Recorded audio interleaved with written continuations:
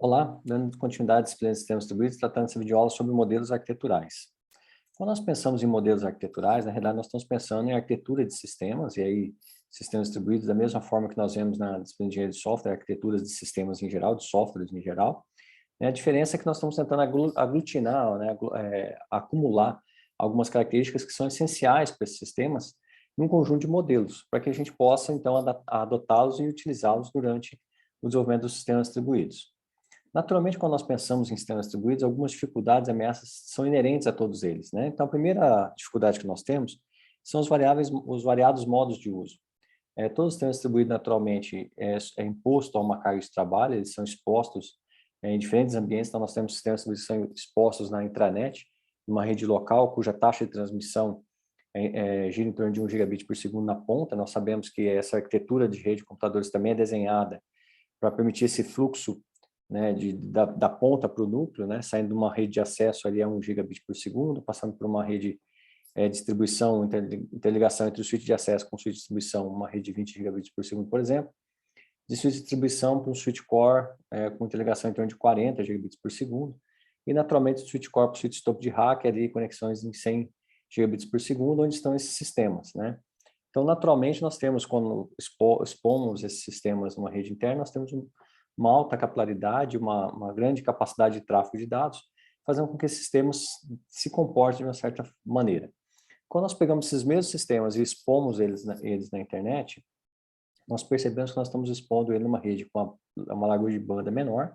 Naturalmente, nós, quando colocamos um sistema na internet, nós estamos falando de uma largura de banda na casa dos megabits por segundo, então links de 100 megabits, 300, 500 megabits, em alguns casos links de 1 GB, 2 gigabits por segundo, mas nada comparado aos 100 gigabits que nós temos em redes locais, né?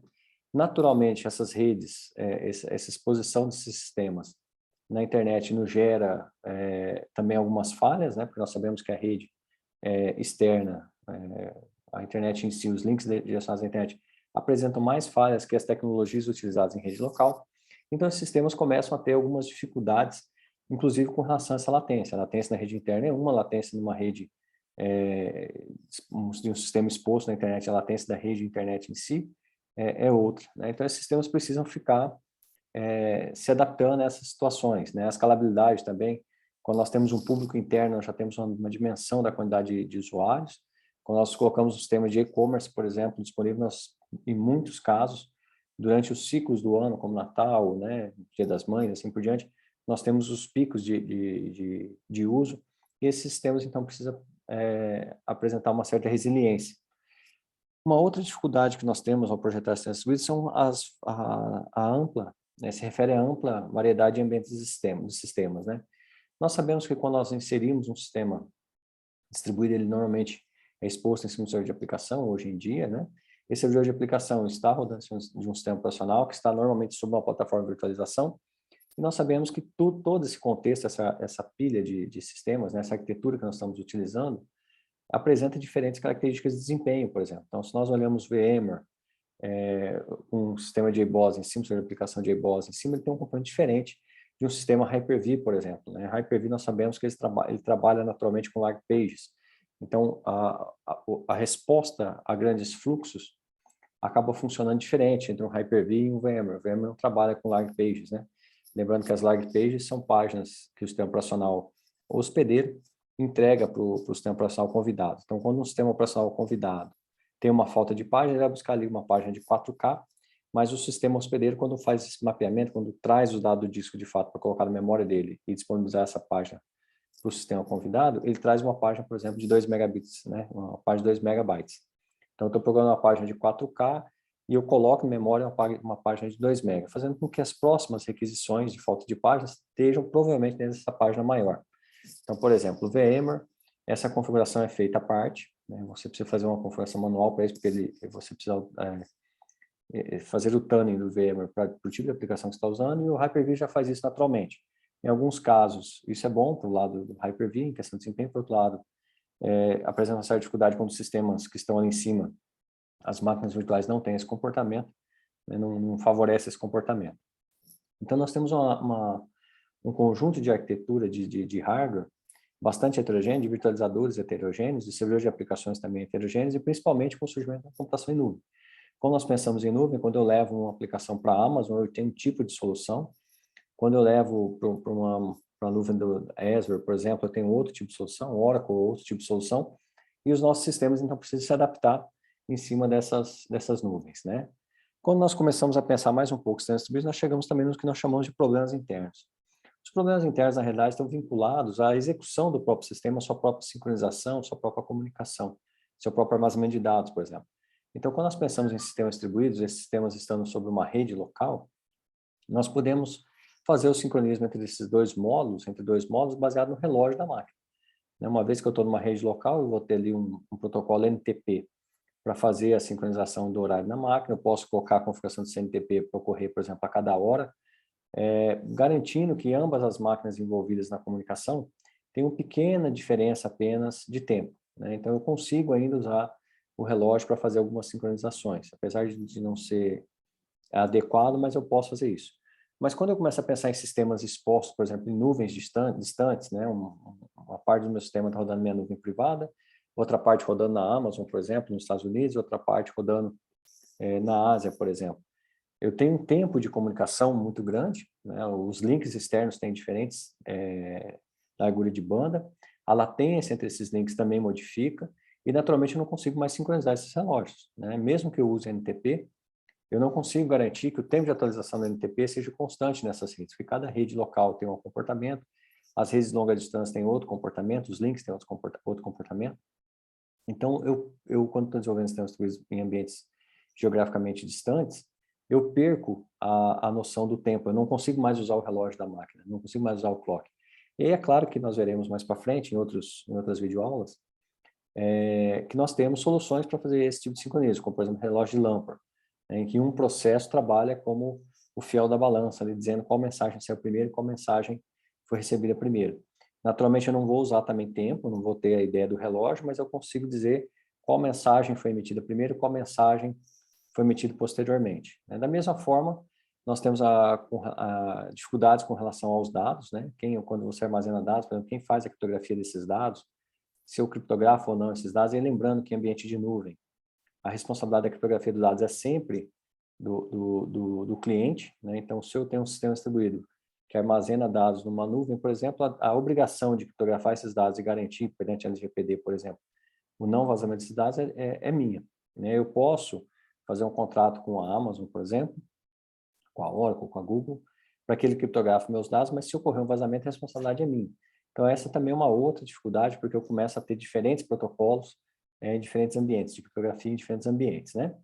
E aí também é necessário que nós observemos as ameaças externas. Quando nós falamos em ameaças externas, estamos falando basicamente em cibersegurança, principalmente com relação à integridade, que é aquilo que nós estávamos falando agora há pouco, sobre o armazenamento de dados, por exemplo, dados em repouso, né? Dados armazenados precisam estar criptografados, eu só deveria descriptografá-lo e executá-lo na memória. É claro que, num ataque muito refinado, alguém tendo acesso àquela máquina física, aquela máquina virtual, e rodando aquele no emulador, num ambiente de virtualização de máquina virtual, pausando, né, constantemente, ele conseguiria fazer um dump da memória e retirar os dados, obviamente. Mas se nós pensarmos num ambiente em que o acesso físico àquela imagem não é garantida, o fato de eu ter dados criptografados de só descriptografados na memória me impede, né, de um invasor conseguir ler os dados do disco e retirar aqueles dados para uso. É claro que é bastante complexo fazer isso, mas é uma característica que nós temos que nos preocupar, principalmente quando nossos sistemas são executados em ambientes externos, né, quando nós expomos esses sistemas em ambientes externos. É claro que internamente nós temos uma grande quantidade também de usuários, né, que são propensos a fazer ataques, obviamente. Então, nós temos sempre a preocupação com usuários externos e internos, mas quando nós expomos na internet, nós estamos colocando esse sistema na visada mundial, né, com uma quantidade muito maior de profissionais especializados para fazer ataques sobre eles. E aí, naturalmente, nós temos outros tipos de preocupação, como negação de serviço, né, ataques DOS, seja por volume, onde eu tenho um link pequeno, por exemplo, um link de 1 GB, e eu recebo 10 GB de requisições da operadora, naturalmente eu vou responder 1 GB de requisição, mas muitas requisições reais se perderão no meio dessas aí, eu começaria a ter negação de serviço. Naturalmente, existe também negação de serviço por recurso, por exemplo, em que eu não tenho questão do volume, mas eu tenho recurso. Então, por exemplo, uma comunicação entre um host A e um host B, eu tenho naturalmente, né, pensando em TCP, nós temos aqui um pacote SYN sendo enviado, e esse pacote SYN ele tem uma sequência aqui, né, uma sequência de A que eu vou colocar 1, só para equalizar espaço. Na segunda, num caso regular, uma segunda mensagem é enviada pelo host B, dizendo que também quer se sincronizar, que a sequência dele, né, a sequência de B é 10, e que ele aguarda o pacote 2, né, a sequência 2 do host A, né, ou seja, ele está dando um ACK ali. Deixa eu só ajustar esse ACK aqui, porque ele ficou difícil de ler. Então, estou dando um ACK ali, um ACK2, quer dizer, eu aguardo a segunda mensagem do host 2. E aí, naturalmente, nós temos a terceira via do handshake, cuja sequência de A vai ser 2, e dando acknowledge do 10, né, do B. Então, aguardando a mensagem 11.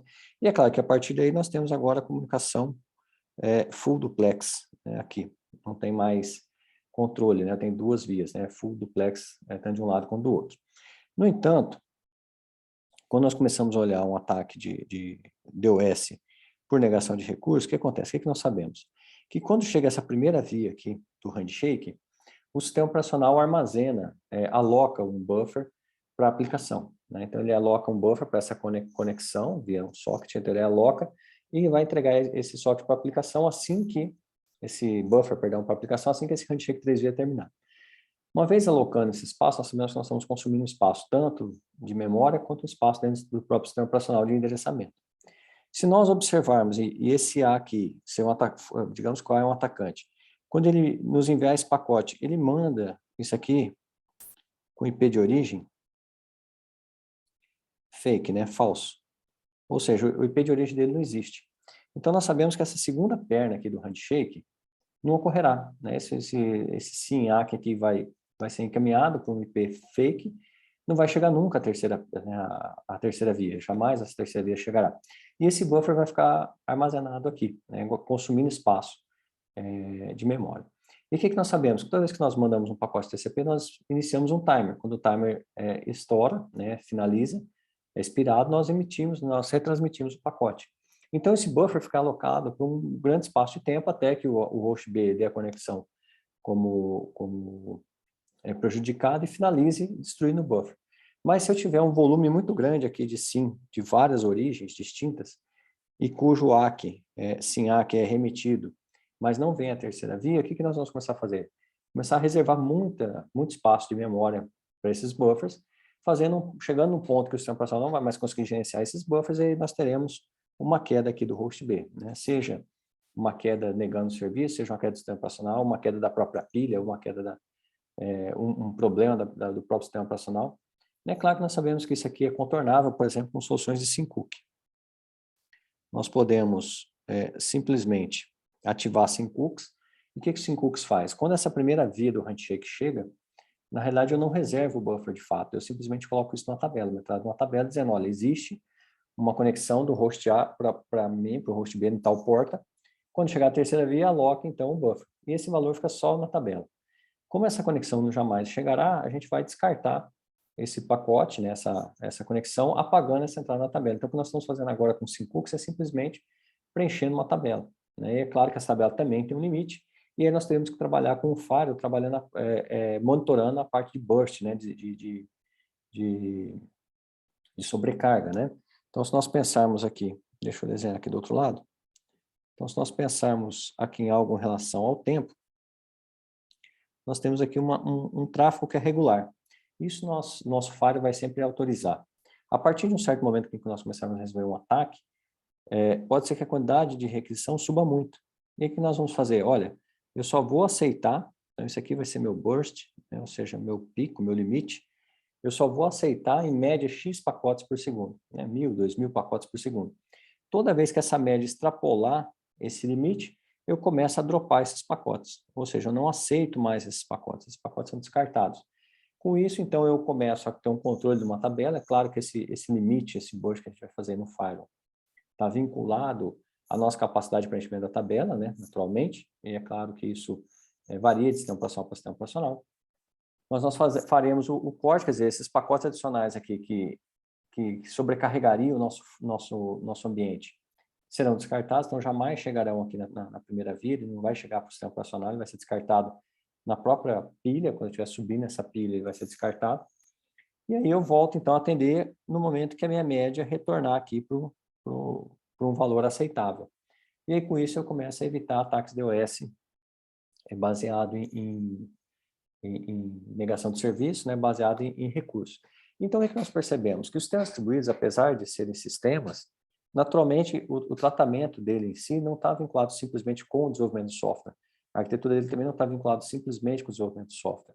Nós temos a arquitetura de uma pilha de sistemas de sistema operacional, pilha de TCP/IP, servidor de aplicações envolvidos, APIs envolvidos, né, frameworks envolvidos, e assim por diante. Da mesma forma, essa parte segura dos sistemas distribuídos estão envolvem também outras soluções como AF, IPS, e assim por diante, firewalls, né, e assim por diante. Então, quando nós começamos a pensar nesses modelos arquiteturais, o que nós observamos? Que na literatura não existe um padrão único de classificação. Né? Se nós formos olhar, o Colores ele tem um tipo de classificação, Tannenbaum tem outro tipo de classificação, outros autores classificam de uma forma diferente, mas, no geral, a classificação do Colores é bastante aceita. Então, nós temos modelos físicos, né? Ou seja, o que nós vimos na aula passada, com a composição do hardware em si, como é que esse hardware se comunica, como é que esse hardware está organizado, se é um cluster Beowulf ou não, por exemplo, né? Em que eu tinha lá no cluster Beowulf um cliente que vai tentar acessar um cluster. Ele passa por uma rede, acessa o primeiro nó nesse cluster, um nó mestre, né? E aí existe uma segunda rede que leva, então, a comunicação desse nó mestre para os demais nós. Então, observe que não existe aqui essa comunicação direta do cliente com o nó de processamento. O que existe é simplesmente a comunicação do cliente com o nó principal. Esse nó principal vai ser responsável por definir a carga de trabalho de cada nó secundário, nó de processamento, né? Então, isso, quando nós pensamos nessa estrutura, seja grid, seja computação em nuvem, infraestrutura como serviço, seja em cluster, ou servidor de aplicação, se eu estou fazendo um cluster com balanceamento ou não, isso quando nós estamos pensando nesse contexto, nós estamos falando das composições dos modelos físicos, né, em que envolve a composição de hardware e equipamentos, né, a estrutura, e a conectividade entre esse hardware. Então, eu tenho uma rede mais veloz, se eu estou trabalhando num sistema distribuído, por exemplo, para um ambiente interno, eu posso escalar essa rede para que ela consiga fornecer um fluxo suficiente para o meu sistema distribuído trabalhar, né, não permitindo uma sobrecarga, por exemplo, assim por diante. Na sequência, nós temos realmente o que nós chamamos de arquitetura de software, né, que é a composição e comunicação desses componentes de software, como os módulos se comunicam, como que eles interagem. E aí nós veremos também que a arquitetura, o conceito de arquitetura diferencia de um autor para outro. Alguns autores tratam arquiteturas puras, né, todos os modelos como sendo vinculados à arquitetura, e alguns autores tratam as arquiteturas por elementos. Então, quando nós olhamos o elemento de processamento do software é um, o componente é outro. Quando nós olhamos a forma de comunicação, eu tenho uma outra característica, então ela fica um pouco mais detalhada. E é essa abordagem que nós seguiremos aqui na disciplina. E, finalmente, existe o que nós chamamos de modelos fundamentais, que são modelos que abarcam todos os sistemas distribuídos, independente do sistema distribuído que nós estamos implementando, a arquitetura que nós utilizaremos, seja por serviço, seja por componente, por exemplo. Se eu vou fazer a comunicação por socket ou se eu vou fazer a comunicação por RMI, nós vemos daqui a pouco, independente dessa característica de arquitetura específica para aquele sistema que eu estou desenvolvendo, todos eles precisam abordar e atender os modelos fundamentais. E os modelos fundamentais estão vinculados àquelas características que nós vimos no início do vídeo, né? Ou seja, nós temos a questão da interação, como que essas aplicações interagem entre si, como essas aplicações reportam falhas, como é que elas suportam falhas, se elas são resilientes às falhas ou não. Né? Nós sabemos agora, por exemplo, que com aplicações nativas para nuvem, uma das grandes vantagens delas são a resiliência, onde eu tenho containers, por exemplo, que mediante a falha de um pedaço de software eu consigo simplesmente matar aquele container e subir um novo container na nuvem. Isso é possível a partir do momento que eu uso microserviços, por exemplo, então eu consigo colocar microserviços que são naturalmente stateless para rodar. Uma vez que um microserviço falha, eu simplesmente mato aquele container e subo um microserviço novo. Né? E também com relação a segurança, que é outra característica comum a todos os sistemas distribuídos, como nós vimos anteriormente. Então, pensando em modelos físicos, né, há um consenso em que os sistemas distribuídos baseados em ambiente físico, né, o hardware que eu estou utilizando, a rede de comunicação que eu estou utilizando, elas se classificam sistemas em ambientes primitivos, né, ou seja, sistemas que foram definidos antes do surgimento da internet. Então, nós tínhamos nessa época, por exemplo, uma característica muito grande, uma predominância, perdão, grande de sistemas que era desenvolvido em 2 camadas. Então, nós tínhamos no auge, né, Delphi como front-end, por exemplo, o Visual Basic como front-end, eu tinha então a tela do usuário, essa aplicação era instalada em cada um dos computadores, e nós tínhamos como back-end, a camada 2, o sistema de banco de dados, cujas regras de negócio eram processadas via procedure dentro do sistema de banco. Era a dupla, né, Delphi, Oracle, Visual Basic e Oracle era bastante conhecida, então fazia-se o front-end na linguagem de programação Delphi, e todo o back-end era feito dentro do Oracle, usando Store Procedures, né? Procedures armazenadas e feitas em PLSQL, por exemplo. E aí, naturalmente, esses ambientes eles foram evoluindo, nós passamos, então, uma fase de adaptação desses sistemas para a internet, quando esses sistemas deixaram de ser executados em redes locais apenas e passaram a ser adaptados para a internet. Nós tivemos, por exemplo, a época dos web brokers, né? A Delphi teve a Borland desenvolver esses web brokers para adaptar os sistemas primitivos para a internet. Nós começamos a ter sistemas que antes eram monolíticos, rodando em rede local, sendo adaptados para ser expostos na internet. Então, uma fase de transição em que as linguagens de programação ainda davam pouco suporte, né? Java estava começando a surgir nessa época, e ainda tinha pouco suporte para esse modelo web que nós temos hoje. E aí, naturalmente, chegamos nos modelos contemporâneos, que são os sistemas que nós estamos acostumados atualmente, normalmente desenvolvidos em 3 camadas, né, onde eu tenho um front-end, 3 ou mais camadas, onde eu tenho um front-end rodando dentro de um browser do usuário. Nós temos um servidor de aplicação processando essas requisições, né, o container Java, por exemplo, e aí nós temos um sistema de banco de dados de armazenamento. Então, pelo menos 3 camadas. Esses já são sistemas modernos, contemporâneos, que nos guiam hoje para a execução de sistemas distribuídos. Então, quando nós pensamos nesses 3 modelos, nós observamos que a escala de sistemas primitivos eram sistemas pequenos, naturalmente nós rodávamos eles em redes locais, e mesmo, e até pelo fato de eu ter, por exemplo, um front-end instalado na máquina do cliente, né, nós chamávamos de front-end, né, mas é a ideia do front-end, apesar de eu ter essa camada de acesso, né, o front-end instalado na máquina do cliente, observe que nós desenvolvíamos esses sistemas de forma monolítica, né, esses sistemas eram desenvolvidos como se fosse um binário só, né, no geral. Então você tinha vários módulos, mas compilava, você gerava um binário só, e esse binário, junto com as dependências, era instalado na máquina do usuário. É claro, se era um sistema uma vez que eram sistemas pequenos, cuja regra de negócio estava no banco, e feito antes da época da internet, esses sistemas foram projetados para rodar em cima de rede local, que na época, obviamente, apesar de não ter o desempenho a largura de banda que nós temos hoje em redes locais, mas já se falava em redes de 100 megabits, por exemplo.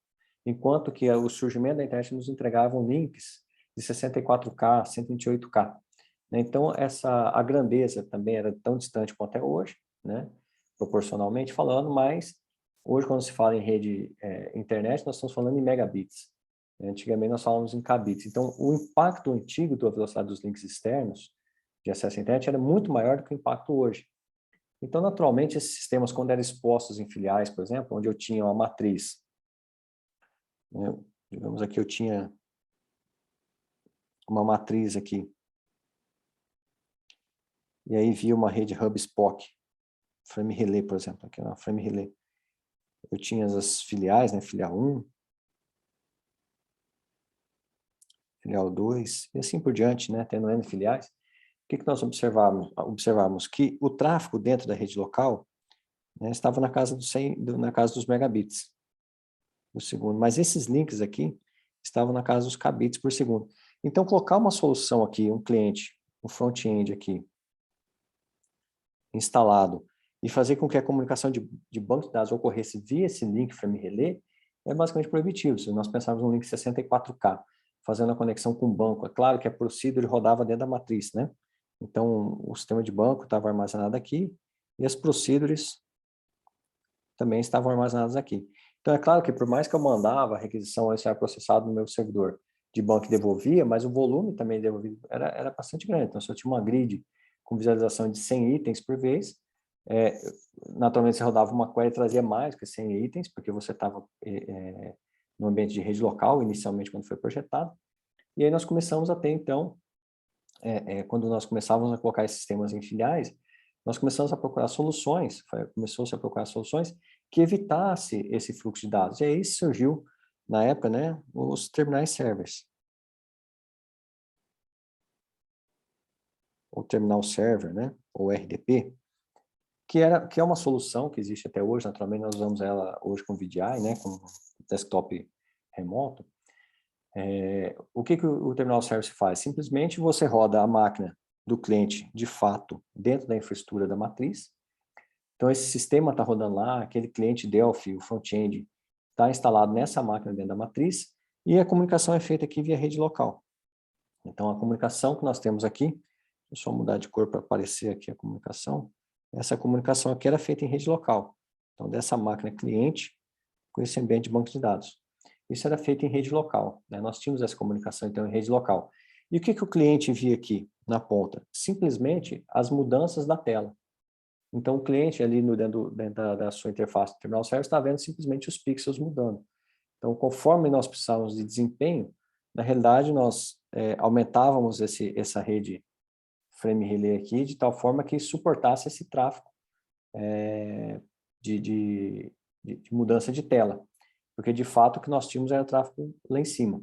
É claro que esse servidor de aplicação aqui, esse servidor de terminal server tinha um limite, né? Tinha uma quantidade X de usuários que cada servidor desse aguentava. Então, era natural que as empresas tivessem pool de servidores de terminal server para suportar todas essas filiais trabalhando simultaneamente. Então, quando nós pensamos em sistemas primitivos, nós estamos pensando em sistemas pequenos, né? A escala desses sistemas era pequena e pensado localmente. Quando nós tínhamos a expansão dele mesmo para filiais, sem ainda o surgimento da rede de internet, mas já com a ideia de colocar sistemas para tomada de decisão na ponta, né, nas lojas de vendas, por exemplo, um sistema que hoje nós chamamos de e-commerce.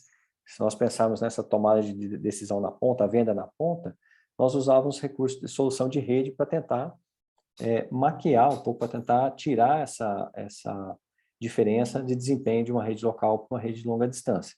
É claro que se nós começarmos a pensar nesses sistemas conforme eles foram sendo expostos para a internet, os sistemas passaram a ser maiores, né? A escala dele começou maior, porque nós começamos a expor ele na internet, então nós temos agora que aumentar os modos de atendimento, por exemplo, aumentar a nossa infraestrutura. E aí esses sistemas, quando passaram para a parte contemporânea, os sistemas atualmente, só a quantidade de camadas já aumentou bastante, né? A nossa arquitetura aumentou, nós falamos em clusters de servidor de aplicação ou clusters de containers, né? Um conjunto de containers que sobem em cima da nuvem. Já falamos em nuvem com orquestração automatizada e assim por diante, né? Quando nós pensamos em relação à heterogeneidade, naturalmente, sistemas primitivos nós tínhamos pouca heterogeneidade, isso era feito localmente, então as máquinas, quando a empresa comprava, ela já comprava as máquinas todas numa leva só, a troca do parque era feita regularmente, então trocava, por exemplo, 1/5 do parque a cada ano, ou a cada 5 anos, então renovava-se o parque como um todo, mas o parque de servidores, o data center era sempre trocado junto, né? Dificilmente você via um data center antigo com as máquinas totalmente distintas uma da outra, né? Então o parque era bastante homogêneo. É claro que conforme nós vamos nos direcionando aqui para sistemas ultra grandes, esse parque se torna muito mais complexo, muito mais heterogêneo, né? Principalmente se nós agregarmos a computação em nuvem, né? Então, quando eu olho computação em nuvem, na realidade eu vou pagar pelo desempenho, pelo uso, então esse hardware começa a ter bastante heterogeneidade. Se eu começar a colocar em sistemas multi-cloud, por exemplo, eu começo a ter hardwares diferentes, sistemas operacionais diferentes dentro de cada provedor. Com relação à abertura do sistema, e aqui é importante a gente, né, claro que nós já sabemos disso, mas só para lembrar, não confundir sistemas abertos com sistemas open source. Quando nós estamos em sistemas abertos, nós estamos pensando em sistemas cuja interface de comunicação e o comportamento do sistema é bem conhecido. Então, quando nós falamos na pilha TCP/IP, por exemplo, que é um grande exemplo de sistema aberto, o que nós observamos? Que cada sistema operacional tem a sua implementação, cada fabricante implementa do jeito que acha melhor, otimiza do jeito que acha melhor. Então, se nós pegarmos a rede TCP/IP da Checkpoint, né, que tem aceleração de fluxo para firewall, ele tem uma implementação específica dessa pilha, inclusive permitindo que algumas conexões sejam aceleradas, né? Diferente de um handshake regular, eu consigo trabalhar as outras vias de uma forma distinta, mas ele segue as RFCs. Então, se eu coloco uma pilha de protocolos TCP feito para Checkpoint, que é um Linux modificado. Se eu pego de Linux, FreeBSD e o Microsoft, a comunicação em Mac, por exemplo, a comunicação entre eles ocorrerá naturalmente. A implementação é distinta, mas a interface, a forma de comportamento é bastante conhecida e é aberto, né? Todos têm esse conhecimento, todos implementam dessa forma. Naturalmente, quando nós olhamos sistemas primitivos, isso não era prioridade. Os sistemas eram proprietários e feitos localmente para aquela instituição, então não existia uma prioridade para abertura e transparência das interfaces. É claro que com o avanço das linguagens de programação, naturalmente essas interfaces começaram a ficar mais bem definidas. Se nós olharmos linguagens antigas, né, como COBOL, Clipper, obviamente essas interfaces sequer tinham definição, né, praticamente, não tinham definição. Quando nós olhamos linguagens mais novas, né, como Visual Basic, por exemplo, C++ Builder na época, né, Delphi também, essas interfaces começaram a ficar muito mais definidas e a linguagem começou a trazer recursos de definição dessas interfaces. Conforme nós vamos trazendo isso para sistemas contemporâneos, e passando pelos adaptados para a internet, obviamente essa preocupação com sistemas abertos é muito grande, né? Quando nós pensamos em sistemas contemporâneos, nós começamos a pensar, por exemplo, em integração. Se eu faço um sistema com uma tecnologia que não é aberta, como é que eu vou integrar com um outro sistema cuja tecnologia também não seja aberta? Então, nós começamos, quando vai usar usar SOA, por exemplo, né, que é a arquitetura baseada em serviço, nós implementamos em cima de web service, seja usando mensagem SOAP, ou, em alguns casos, quando preferível, usando RESTful, mas usando mensagens JSON, por exemplo, que são padronizadas. O JSON da minha aplicação vai usar um padrão aberto, que é o padrão, né, JSON, e eu vou publicar também minhas interfaces para fazer a integração. Como eu vou trabalhar com esses dados internamente, é plugando a minha aplicação, mas a comunicação em si precisa ser aberta. Com relação à qualidade de serviço, né, quando nós estávamos em modelos primitivos, ela estava simplesmente no início, estava começando a ser desenvolvida. Como eu falei antes, quando você colocava o software para rodar em filiais, você tinha que se preocupar com esse desempenho. Então, nós começamos a procurar, né, começou-se a procurar solução para esse tipo de necessidade. Então, começou a ter essa ideia de qualidade de serviço, a inserir, por exemplo, qualidade de serviço na rede, né, seja posteriormente o surgimento do MPLS, seja tentando fazer isso em ATM na época, mas a gente se preocupava já, as equipes de projetos de sistemas começavam a se preocupar com isso. Naturalmente, quando nós chegamos para sistemas adaptados para a internet, isso passou a ser uma prioridade de fato, né? A qualidade de serviço passou a ser uma preocupação e começou a ser utilizado, e hoje, naturalmente, para sistemas contemporâneos, isso é uma realidade e bastante explorado, né? Quando nós olhamos a qualidade de serviço em sistemas contemporâneos, nós temos vários produtos que nos ajudam a garantir essa qualidade de serviço, inclusive os sistemas são pensados dessa forma. Então, quando nós usamos microserviços, por exemplo, nós estamos pensando em resiliência da aplicação, né? Resposta à falha da aplicação, também resposta à demanda pela aplicação. Então, nós estamos inserindo naturalmente na arquitetura e desenvolvimento dos sistemas a qualidade de serviço em si. Essas características, então, estão envolvidas com os modelos físicos, ou seja, como nós fazemos isso fisicamente, como nós pensamos isso na arquitetura física. E agora chegamos, então, nos modelos arquiteturais de fato de software, né? Quando nós pensamos na arquitetura, nós podemos ter essa definição, né? A arquitetura de um sistema é a sua estrutura em termos de componentes especificados separadamente e suas interrelações, né? Abrangendo entidades de comunicação, paradigma de comunicação, funções e responsabilidades. Quando nós pensamos em arquitetura de sistemas, de arquitetura de sistemas em geral, nós estamos pensando, inclusive, em responder perguntas do tipo: como nós fazemos a integração dessa aplicação com uma segunda aplicação? Como nós garantimos a escalabilidade dessa aplicação? Como nós garantimos a resiliência, né, dessa aplicação com relação à variação de requisições? Então, quando nós olhamos isso, nós chegamos nessa definição do Colores de que, para ter uma arquitetura, nós iremos definir os componentes, né, como esses componentes são trabalhados e são construídos, e como eles se relacionam. Isso pode ser dito como uma definição de arquitetura para sistemas distribuídos. Quando nós olhamos isso, de novo aqui, cada autor trabalha essa arquitetura de uma forma diferente, né? Se nós olharmos o Tannenbaum, ele tem uma forma de trabalhar a arquitetura como centralizada e descentralizada, por exemplo. Onde centralizado ele vai dar a arquitetura cliente-servidor, e aí ele vai colocar as características dessa arquitetura cliente-servidor. Como a arquitetura descentralizada, ele vai colocar o sistema peer-to-peer, e vai dar as características dessa arquitetura, né, junto com a sua definição. Então, por exemplo, nós podemos definir softwares de arquitetura centralizada em camadas, orientado a objeto e assim por diante.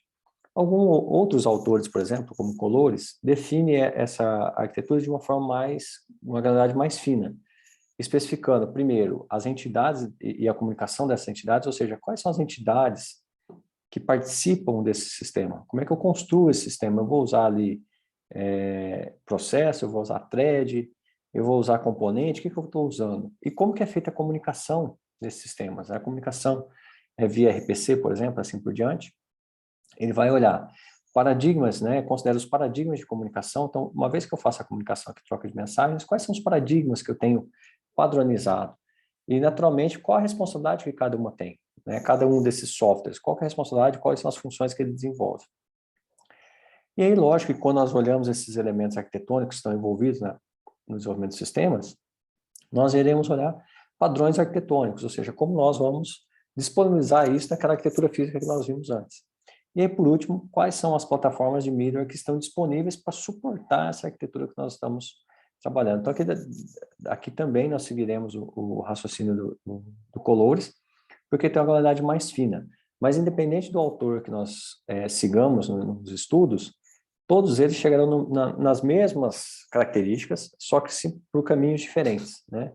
Chegarão na mesma granularidade, especificando as entidades, especificando as comunicações, as características das comunicações, mas por caminhos relativamente diferentes. Então, quando nós pensamos aqui no nosso primeiro elemento arquitetônico, né, que são as entidades e a comunicação em si, o que nós percebemos? Que, de fato, na origem de tudo, essa comunicação é realizada por processos. Então, quando nós olhamos a definição de sistemas distribuídos, o que nós percebemos? Que são processos que trocam informação entre si. Quando nós temos esses processos dentro de uma única máquina, né, como nós vimos lá em sistemas operacionais, o que acontece? Como eu tenho uma única pilha de memória, então é possível que um processo A consiga ter acesso a um conjunto de dados que também está disponível para o processo B, né, que nós chamamos de memória compartilhada.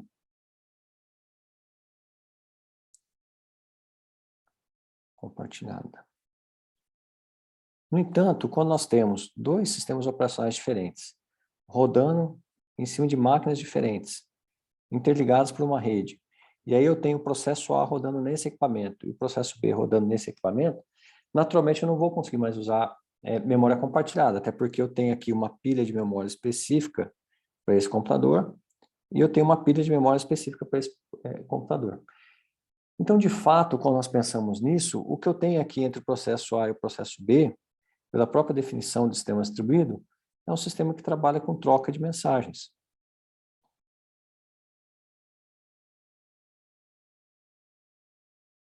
E aí, de fato, essas trocas de mensagens de forma primitiva, né, na definição geral, ela é realizada por processos. Quando nós temos sistemas que são mais simples, né, sistemas simples, que são menos complexos, nós chamamos isso de nó. Quando eu não tenho aquela visão exata que existe um sistema operacional tratando aquilo, que esse sistema operacional cria processo. Então, por exemplo, sistemas embarcados. Muitos sistemas embarcados eu não tenho um sistema operacional bem caracterizado e o processo bem caracterizado separadamente. Então, nós temos um firmware ali que executa aquelas atividades. E aí, então, nós dizemos que essa essa comunicação é realizada por nós, né? Os nós que envolve a solução, como rede de sensores, por exemplo, são nós contratando processamento. Em sistemas que expandem um pouco esse conceito de processos, nós sabemos que processos eles cuidam de dados, né, seja em disco, seja em memória, e existe uma parte de execução do processo que está o instruction pointer, por exemplo, que vai dizendo quais são as operações, né, quais são as instruções que eu preciso executar. Quando nós expandimos um pouco, chegamos em sistemas baseados em threads, quem cuida dessa parte de execução são as threads, o processo é dono dos dados. Então, quando nós olhamos em sistemas multithread, essa comunicação é feita pela thread, né? Então, de certa forma, de forma elementar, os processos fazem essa comunicação. Quando nós temos sistemas primitivos, os nós fazem essa comunicação, e em sistemas que são multithread, nós fazemos essa comunicação através de thread. Isso aqui, lógico, através de uma definição bem primitiva, bem fundamental. Então, se nós olharmos de fato, o que acontece? Nós temos uma pilha TCP/IP, onde eu tenho a camada física, camada de enlace, camada de rede e camada de transporte. Então, aqui é a camada física, a camada de enlace, a camada de rede e a camada de transporte. Então, se nós olharmos de fato, o que acontece? Eu tenho um processo aqui em cima, e é processo aqui em cima, e é esse processo que vai trocar informação com a camada de transporte. Obviamente que esse processo aqui, se eu estiver trabalhando com uma linguagem imperativa, né, linguagem imperativa são aquelas que replicam o comportamento da máquina, então busca, decodifica, executa e armazena, como a linguagem C, por exemplo, eu vou ter um processo propriamente dito. Se eu tiver um sistema multithread, eu vou ter aqui em cima uma thread trabalhando com isso. Né? Se eu tiver thread nível de núcleo, eu vou ter uma thread trabalhando com isso. No entanto, eu posso simplesmente expandir esse processo e tirar o conceito de processo em si e evoluir para o conceito de orientação a objetos. Então, eu posso fazer essa comunicação através de objetos. E é claro que quando nós pensamos em objetos, essa interface, as interfaces têm que ser bem definidas, e aí eu vou ter uma linguagem de definição de interface bem definida também para definir essas interfaces que nós estamos trocando informação. Né? E é claro que quando nós fazemos isso, nós estamos deixando de usar uma linguagem imperativa e passamos a usar uma linguagem de informação orientada a objetos que nos fornece esse conceito de objetos. Então, quando nós trabalhamos com orientação a objeto, linguagem nativamente, né, ou que trabalha apenas com orientação a objeto, nós temos a troca de informação, as entidades envolvidas na comunicação são objetos em si. Quando nós trabalhamos com linguagem como C++, nós podemos ter processos e threads ou objetos, dependendo do que nós estamos fazendo, uma vez que a linguagem suporta os dois modelos, imperativo e orientado a objetos. Né? Se nós avançarmos um pouco no raciocínio, nós podemos pegar esses objetos e agrupá-los, transformando-os em componente. E aí é claro que quando nós pensamos em componente, eles são muito mais completos, né? Eles são muito mais complexos também, e são completos em relação à construção do sistema. Então, quando eu coloco um componente, eu entrego uma funcionalidade inteira daquela solução, né? Eu não vou criar vários objetos para fazer aquilo, esses objetos já estão trabalhando em conjunto para entregar esse componente funcional, e naturalmente eu tenho uma solução fortemente acoplada, porque esses objetos que formam o componente, por exemplo, dependem de um do outro. Né? A remoção de um desses objetos pode afetar o componente do componente.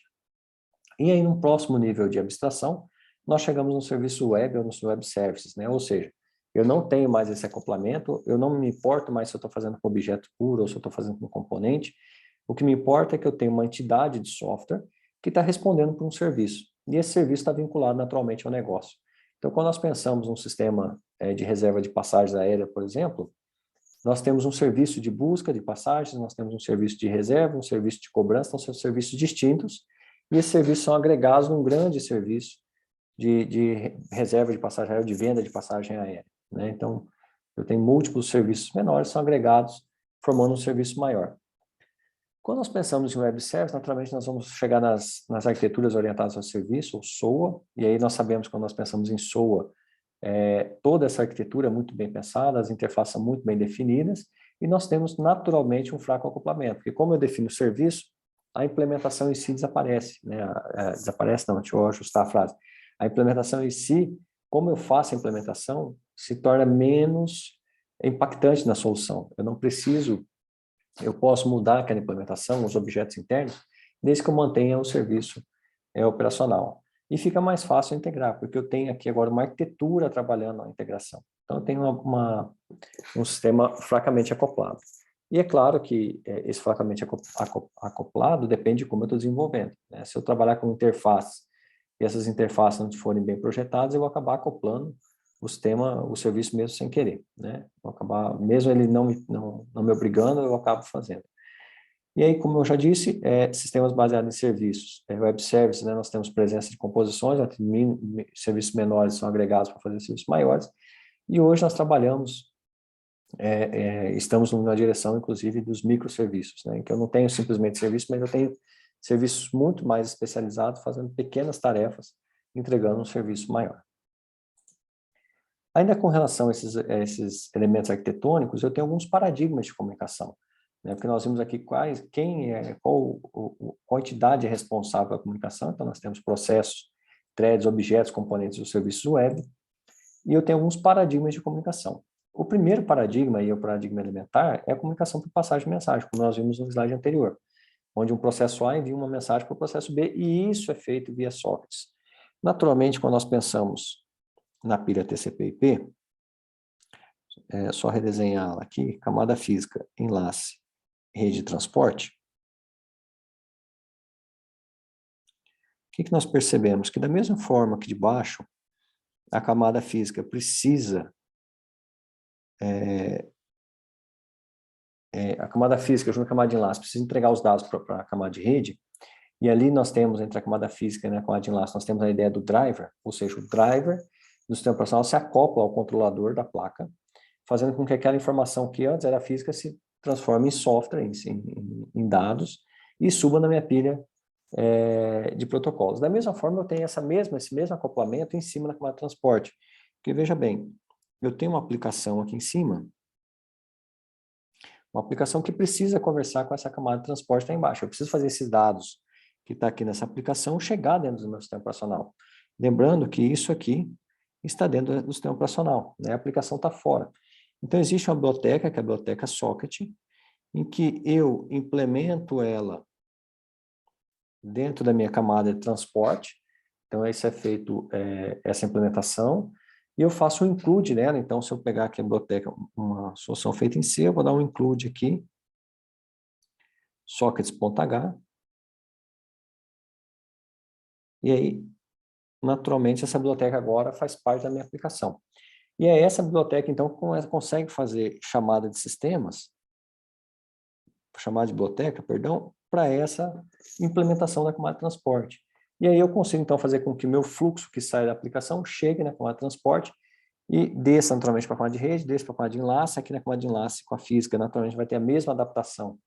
Essa mesma adaptação a gente vai ter aqui com relação a driver, né, e controlador. E aí eu faço, então, com essa comunicação saia e vai destino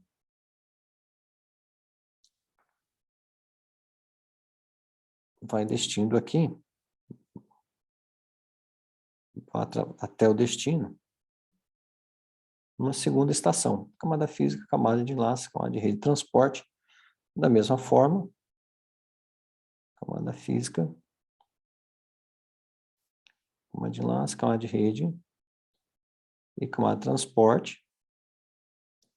Da mesma forma que eu fiz essa requisição aqui, via socket, né, por exemplo, uma instrução write ou uma instrução send, depende qual socket que eu estou usando, eu vou ter essa mesma adaptação aqui na recepção. Então, aqui eu vou ter minha aplicação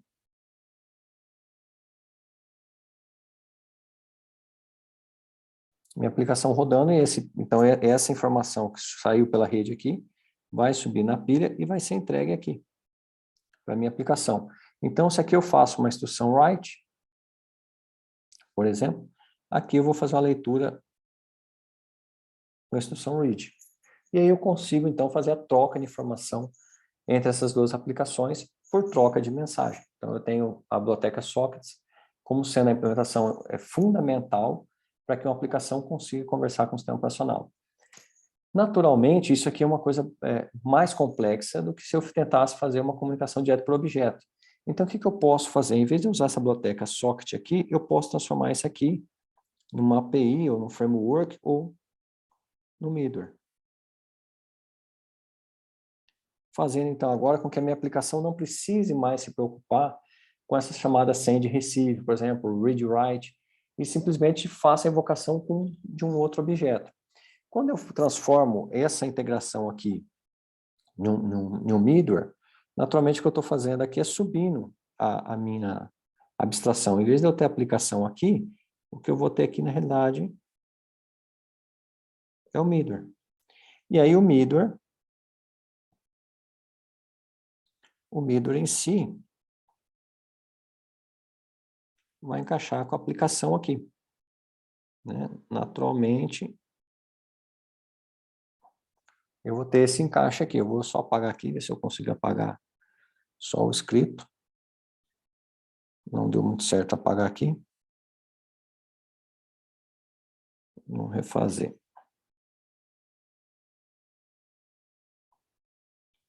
Então, aqui agora, eu tenho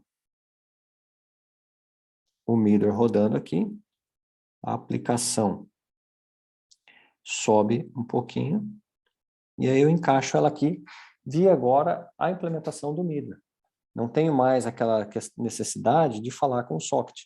Mas o que eu estou fazendo aqui? Simplesmente aumentando o nível de abstração. Não tem outra coisa, outra característica sendo feita. Eu só estou subindo o nível de abstração. Então, aquela comunicação que era feita por socket antes pela minha aplicação, agora está sendo feita pelo meu middleware. E a minha aplicação que está ali em cima agora pode fazer invocação remota. O que é invocação remota? É eu chamar um objeto ou um procedimento remoto, da mesma forma que eu chamo um procedimento ou um objeto local. Então, se eu tenho uma aplicação feita em Java, por exemplo, eu posso chamar objeto.método. E vou fazer essa mesma chamada.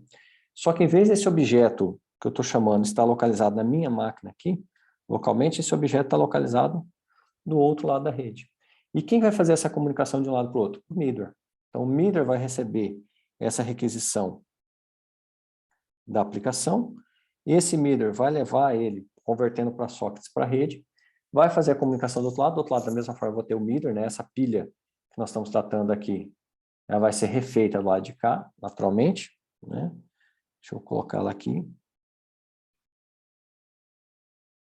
Então, vai ser feita aqui.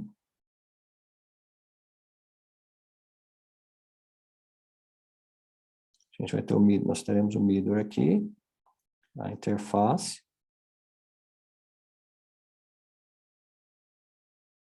E a aplicação ali. Então, da mesma forma, essa requisição vai descer dessa aplicação, vai entrar no middleware, o middleware vai entender que o objeto está lá do outro lado, está em outra máquina, vai passar isso aqui então para um socket, em vez de fazer uma chamada local para o objeto local, vai passar isso para um socket. O socket naturalmente vai descer pelo transporte, vai passar aqui pelo driver, virar para o controlador, virou camada física, transferiu para o outro lado, a camada física aqui é entender os impulsos elétricos via controlador e driver, torna isso dados, isso sobe para a camada de rede, sobe para a camada de transporte, vai sair aqui pelo socket, chega no middleware, e o middleware transforma isso aqui então numa requisição, uma invocação de um método. Né? Para essa aplicação, naturalmente essa aplicação vai executar o método devolver, e aí eu faço o caminho inverso até chegar na minha aplicação. Então, elementarmente falando, a comunicação sempre é feita por socket. Socket é a biblioteca que dá acesso à pilha de rede, né, TCP/IP, de um sistema operacional. Quando nós queremos mudar o paradigma de comunicação e vamos trabalhar, por exemplo, com invocação remota, nós inserimos uma peça de software e aí ele se comporta aqui como um wrapper, né? Um envelopamento, que nós chamamos também de esqueleto, de esqueleton, ou stub, né, que é o nome talvez mais conhecido. Então, ele gera esse stub, e esse stub, então, começa a fazer a troca de informação. Então, quando eu faço uma requisição dentro de um objeto, ou de uma aplicação usando linguagem imperativa, então, que eu tenho só funções e procedimentos implementados, então, quando eu faço ou uma chamada de procedimento, ou uma chamada de método, uma invocação de método, esse middleware vai analisar. Se o objeto estiver aqui, ele vai fazer a entrega local. Se esse objeto estiver remoto, ele vai estender a chamada lá para o outro objeto. E aí esses middlewares, então, que estão instalados nos dois objetos, se comunicam, fazendo com que esses objetos que estão aqui, objeto A e objeto B, acreditem que estão na mesma máquina, mas na realidade, de fato, eles estão separados. Quando nós pensamos nesse modelo de invocação remota, nós temos um protocolo chamado requisição-resposta, que é essa ideia, né? Então, o cliente está em execução, ele faz um request, né, seja para uma invocação de método ou de procedimento, para um servidor ou para um outro software. E aqui é importante nós já colocarmos algumas diferenças. Quando nós falamos em cliente, estamos distribuídos em clientes em relação a cliente e servidor, nós não estamos falando em máquina cliente, uma estação de trabalho, um notebook, e um servidor, uma máquina desenvolvida para ser um servidor. Nós estamos falando de um software, nós estamos nos referenciando a um software que se comporta como cliente, ou seja, é o software que faz a requisição, e um software que trabalha como servidor, ou seja, respondendo a essa requisição.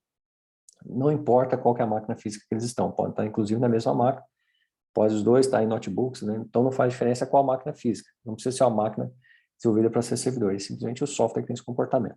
Então, o cliente estava em execução, faz uma requisição para o servidor vai processar essa requisição por um tempo e vai devolver, então, aqui um reply, uma resposta para esse cliente, que ficou aqui um tempo aguardando essa resposta, posteriormente ele retoma a sua execução. Nós veremos mais à frente que, na realidade, esse protocolo de requisição-resposta pode ser tanto síncrono, como aconteceu aqui. Então, isso aqui é uma solicitação síncrona, onde o cliente ficou um tempo aqui aguardando o servidor, ou isso pode acontecer de forma assíncrona, em que eu não tenho esse tempo de espera. Simplesmente eu faço a requisição, continuo processando, e chega uma hora que essa resposta volta. Quando nós pensamos em solução assíncrona, é natural que nós utilizemos multithreads, né? Então, eu crio 2 threads, uma faz a requisição enquanto a outra continua processando. Mas, na visão do cliente, desse software cliente, é como se eu estivesse processando o tempo todo. Mesmo que eu tenha uma thread aqui parada, aqui minha thread 1 parada aqui, e a thread 2 trabalhando aqui processando, né? Mas, em termos do conceito de cliente-servidor, da requisição-resposta, eu vou ter uma solicitação assíncrona porque ambas as threads estão representando o cliente. Então, como eu disse, a invocação remota pode ser por RPC, onde eu tenho uma invocação de um procedimento remoto, isso usando linguagens imperativas, por exemplo, e RMI, né, que é implementação no Java, em que eu tenho uma invocação de método remoto. Inclusive, em Java, o nome é o próprio, referenciado como RMI mesmo.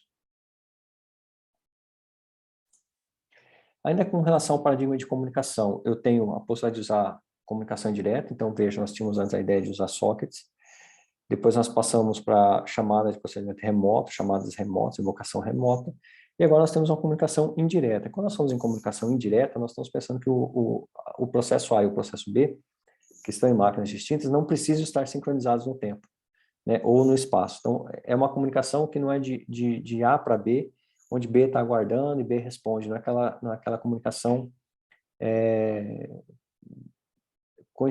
que há coincidência de ambos os processos, né? Então, a primeira forma de comunicação indireta é o que nós chamamos de comunicação em grupo, e aqui o que se caracteriza bastante pelo sistema de multicast. No sistema multicast, o que nós sabemos sobre isso, né? Multicast é uma implantação que existe no TCP versão 4, entanto na versão 6. Na versão 4 ainda existe a ideia de broadcast, né?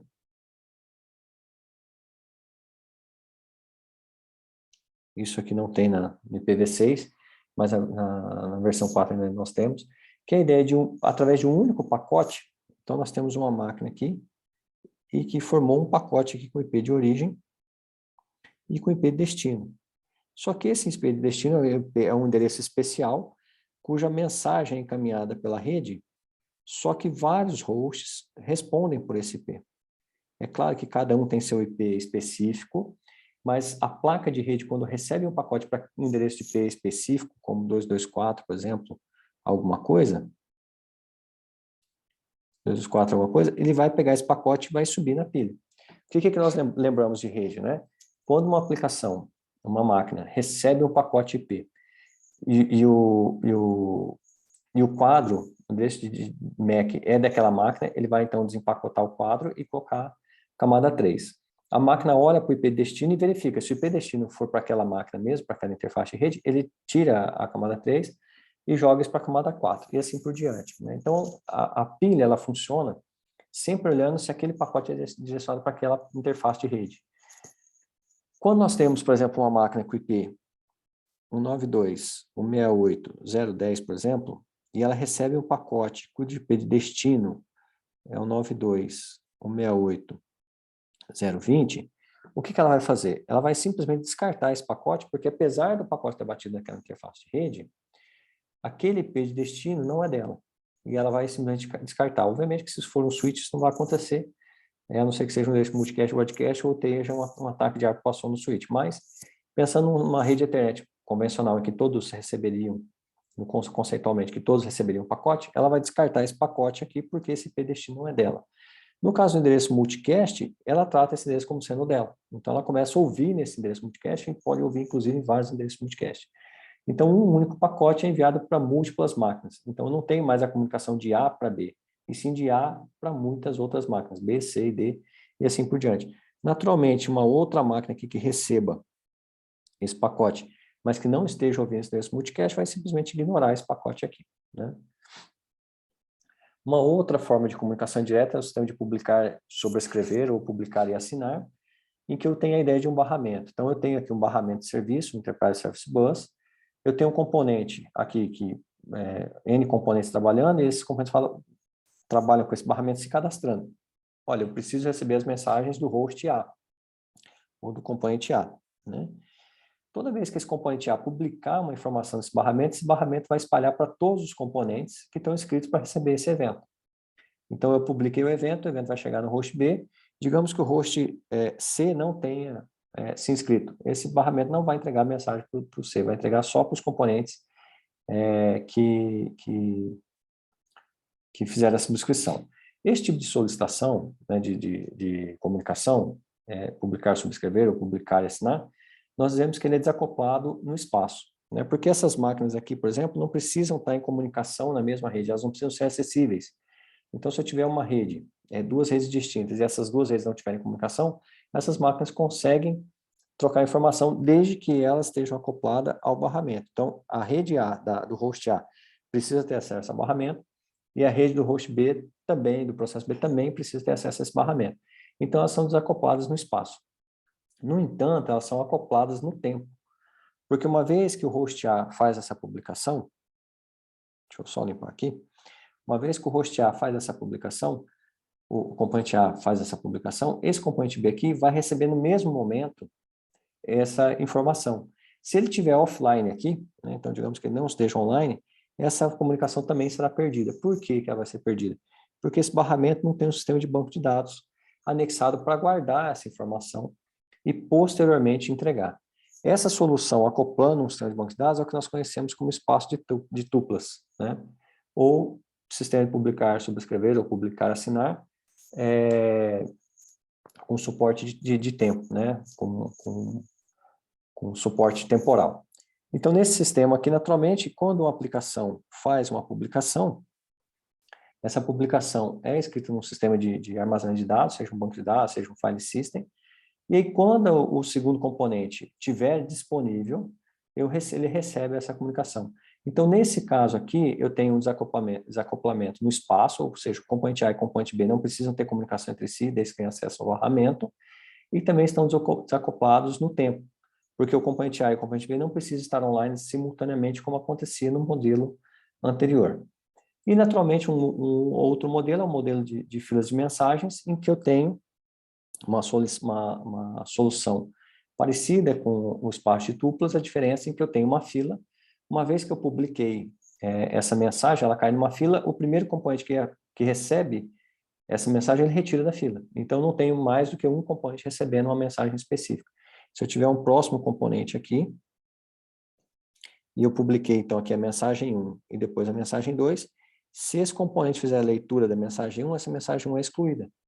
E eu não tenho mais a possibilidade do componente B aqui, por exemplo, ler aquela mensagem 1. Eu vou só ler posteriormente, então, a mensagem 2 e vou excluir, e assim sucessivamente. Então, esse é um sistema também desacoplado no espaço e no tempo. No entanto, é uma fila de mensagens. Eu tenho a retirada da mensagem quando um dos componentes fazem a leitura.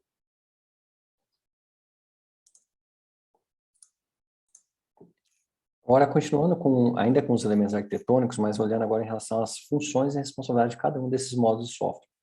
Como nós dissemos agora há pouco, nessa comunicação síncrona e assim que nós estamos debatendo, né, no protocolo Request Reply, nós temos a primeira responsabilidade, a primeira função, que é a ideia de cliente-servidor, que trata como uma arquitetura centralizada. Então, se nós formos olhar Tannenbaum, por exemplo, como referência, ele vai tratar aqui como uma arquitetura centralizada, né? Então, ele parte da ideia de cliente-servidor e vai descrevendo até chegar na ideia de processo e comunicação de sockets, como nós tivemos no caminho inverso. Então, essa arquitetura cliente-servidor é considerada uma arquitetura centralizada porque o servidor, esse software que está aqui, o servidor, ele é responsável por receber a requisição de múltiplos clientes. Então, nós temos um ponto central de comunicação. Nós temos múltiplos clientes na borda que fazem invocação e obtêm o resultado, está aqui o protocolo Request Reply, como nós vimos anteriormente. Naturalmente, isso aqui pode ser implementado com RMI, por exemplo, né, o RPC, invocação remota, pode ser implementado com barramento, Mas nós temos a característica, quando nós olhamos esses softwares, o processo, né, pensando em processo, o processo cliente tem uma característica bastante acentuada de fazer requisições. Então, ele tem uma necessidade, faz a requisição, faz uma invocação, o servidor sempre está aguardando essa requisição, processa a requisição e devolve o resultado. Naturalmente, se nós pensarmos ali em vinculação de portas, aqui no servidor é que estarão as portas conhecidas, né? Porta 80, porta 443, 8080, e assim, 8443, que é 443, perdão. Aqui estão as portas conhecidas, né? Um cliente, quando vai fazer uma requisição, digamos que a solução esteja utilizando em browser, naturalmente ele vai pegar uma porta qualquer aqui, então, por exemplo, a porta 5000, e vai fazer uma requisição aqui para um servidor na porta 443, o servidor responde, então, para essa porta 5000. Uma próxima requisição, por exemplo, numa outra aba, eu poderia usar a porta 5001. Então, quando nós pensamos em cliente-servidor, o endereço bem conhecido está sempre vinculado ao software servidor, né? Ele que é o responsável por fazer a requisição-resposta. Naturalmente, um servidor pode invocar um outro servidor, e aí, apesar de ele estar fazendo uma invocação do servidor, isso aqui é uma função complementar. Então, se nós pensarmos num sistema de DNS, um cliente faz uma requisição para um servidor DNS, o servidor DNS, se for recursivo, faz a requisição para o próximo até descobrir o resultado e entregue o resultado para o cliente. Mas observe que esse módulo servidor, apesar de ele se comportar em algum momento como cliente, ele tem uma característica bastante clara de nunca executar essa ação aqui, que é do cliente em si. Ele não vai começar aqui uma requisição, por exemplo, para consumir dados internamente, por uma necessidade dele, né? Ele vai fazer isso baseado sempre numa requisição de cliente. Então, esse software, ele é bastante, essa arquitetura, né? Essa responsabilidade, essa arquitetura centralizada, as responsabilidades de cliente e servidor são bastante conhecidas. Por outro lado, quando nós não temos essa característica, e nós temos o que nós chamamos de processos serventes, né? Ou seja, são processos que são servidores e clientes simultaneamente, nós começamos a ter uma arquitetura descentralizada, que são conhecidas como soluções peer-to-peer. Né? O peer-to-peer é a implementação das arquiteturas descentralizadas. Então, eu tenho aqui um processo, nós pensamos em torrent, por exemplo, nós temos um processo aqui, que precisa de dados, então ele vai buscar dados em outros locais, nesse momento, então, que ele está buscando dados, ele está se comportando como cliente, fazendo aqui uma requisição para um servidor. E, naturalmente, esse peer aqui de baixo, o peer N aqui, simplesmente devolve a requisição do cliente. Então, se nós olharmos só o peer 1 o par 1 aqui, digamos que seja o peer 10, e o peer 10 aqui embaixo, nós temos aqui um componente de cliente e servidor. No entanto, em algum momento eu posso ter um outro peer aqui, por exemplo, o peer 2, fazendo a requisição para o peer 1, se comportando aqui, então, como cliente, e esse par 1 aqui respondendo, tendo um comportamento de servidor. Então, observe que, ora, esse software, esse processo, se comporta como cliente, ora, esse processo se comporta como servidor. Então, não tem essa diferenciação entre os softwares. Para dizer, olha, esse aqui tem uma característica de cliente, esse aqui tem uma característica de servidor. Na realidade, eles se comportam tanto como cliente como servidor, dependendo da necessidade, dependendo da ocasião. Naturalmente, quando nós olhamos redes peer-to-peer, nós começamos a pensar em redes de sobreposição. Então, não me importa muito como que eu tenho a rede de comunicação. Então, vamos supor, eu tenho aqui uma máquina cliente, essa máquina cliente aqui está ligada a um roteador, e esse roteador aqui, por sua vez, está ligado em outros roteadores.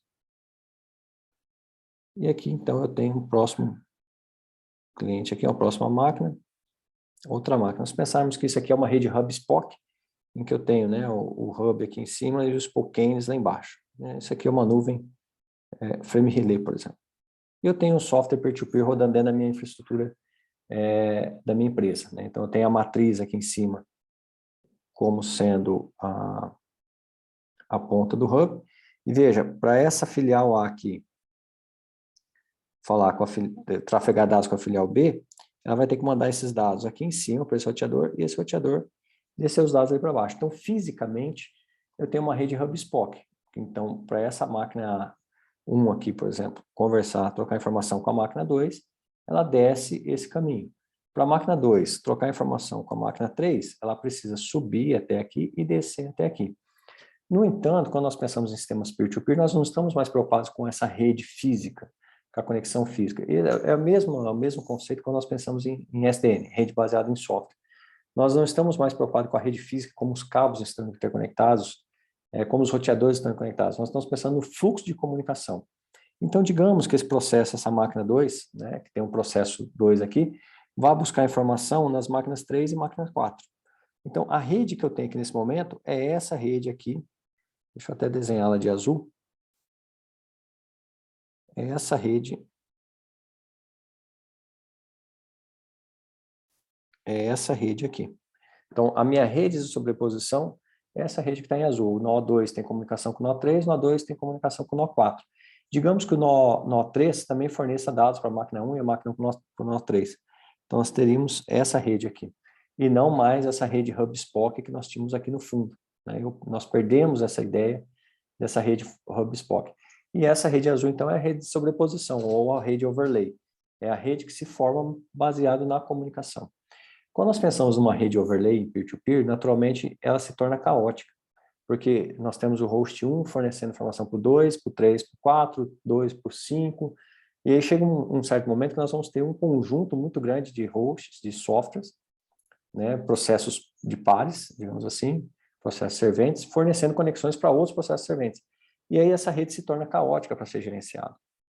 Então, quando essa rede, é claro que não olhando o sistema de BitTorrent, porque ele é um ambiente feito para ser não controlado, mas se nós olharmos uma solução baseada em redes peer-to-peer, nós podemos criar uma solução em que, primeiro, eu tenho uma forma de estruturar essa rede, então alguns nós têm estruturação, então a comunicação é estruturada tentando levar para um formato fixo, e aí depois eu tenho uma outra parte que é randômica, em que eu não tenho controle, que se repete o comportamento da rede peer-to-peer.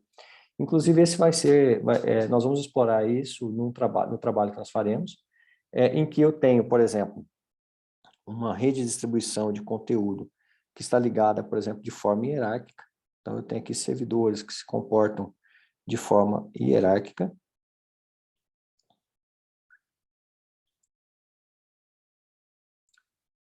Cuja propagação de informação ocorre nesse sentido, né? Então, das pontas, a propagação de publicação de conteúdo acontece das pontas para o principal, e uma vez que chegou no principal, ele propaga para os demais, né? Então, se eu tenho aqui, por exemplo, um cliente, vou desenhar um cliente de vermelho para a gente diferenciar bem aqui.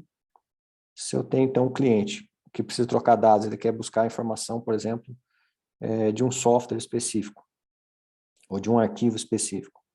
Ele vai usar aqui comunicação peer-to-peer aqui embaixo, né, entre os clientes. Quer dizer, que todo cliente que tiver esse arquivo vai enviar um pedaço desse arquivo. Então, digamos aqui que o cliente 1, 2, 3, 4 e 5, o cliente 2, 3 e 4 tem um pedaço do software do arquivo que eu preciso aqui em 1.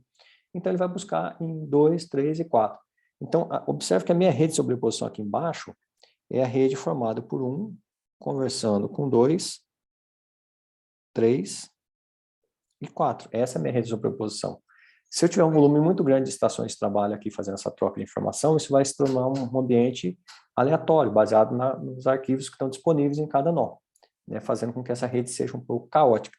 No entanto, quando eu publico um arquivo novo aqui, por exemplo, eu vou publicar o arquivo 1, eu publico nesse servidor, esse servidor publica no servidor acima, esse servidor de cima publica aqui no servidor master, digamos assim, e esse servidor master é responsável por mandar a publicação para todos os demais, fazendo com que todos os servidores fiquem íntegros. Observe que quando nós estamos fazendo isso, que é colocando essa regra de comunicação, essa parte da rede aqui, essa parte de cima aqui, é uma parte estruturada. E essa parte de baixo, que nós temos aqui, é a parte não estruturada, ou randômica, né? Então, nós podemos fazer isso em redes peer-to-peer para tentar controlar essa randomicidade da rede de sobreposição, tentando colocar uma certa ordem naquilo ali. Uma forma de fazer isso, por exemplo, é com a ideia de superpares. Então, eu tenho aqui um conjunto de superpares que possui uma comunicação estruturada entre si, e aí eu tenho comunicações não estruturadas entre os nós desses superpares. Então, esses superpares criam uma rede estruturada, isso nós usamos, por exemplo, em roteamento, cria esses superpares estruturados, né? Claro que quando nós falamos em roteamento, nós não estamos falando de rede peer-to-peer, mas a ideia é essa. Então, nós temos um conjunto de redes sobre superpares ali que está estruturado, e as redes, então, e as estações, os softwares que estão na ponta, trabalham de forma aleatória, criando essa rede parcialmente estruturada. Naturalmente, quando a gente começa a pensar numa solução cliente-servidor, voltando um pouquinho lá para a arquitetura centralizada, um servidor apenas pode ser sobrecarregado com uma quantidade muito grande de requisições de clientes. Então, é natural que nós trabalhemos também, com relação à responsabilidade, com a ideia de pool de servidores. Então, eu começo a replicar os servidores aqui e eu começo, então, a fazer um balanceamento de carga. Naturalmente, quando eu faço isso, eu vou ter um load balancer.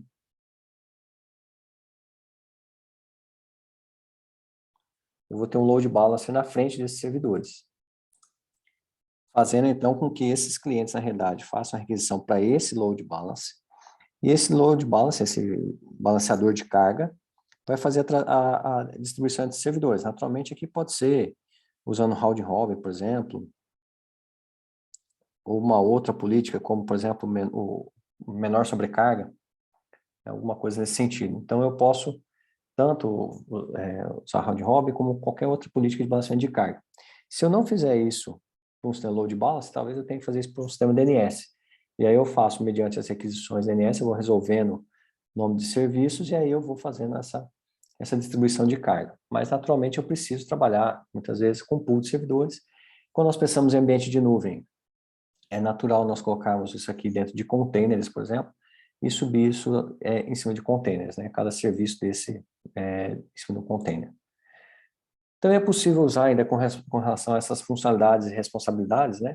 A função de cache, nós sabemos que o cache é utilizado para ganho de performance, então eu posso ter um cliente fazendo uma requisição web, ele faz uma requisição para o servidor proxy, é isso aqui, esse espaço aqui está dentro da minha empresa, e eu estou fazendo aqui então requisição para os servidores web que estão na internet. O primeiro cliente que faz essa requisição, naturalmente, eu vou lá no servidor web, busco essa informação, armazeno no cache aqui um conjunto de dados, né? E normalmente quando esses objetos, esses sites não são dinâmicos, eu tenho dificuldade de guardar esses caches, porque vou ter dificuldade de manter persistência de coisas que mudam de acordo com a requisição, mas objetos estáticos eu consigo guardar. Texto, por exemplo, que não são dinâmicos, consegue guardar, imagens, assim por diante. E aí responde-se, então, posteriormente para esse cliente.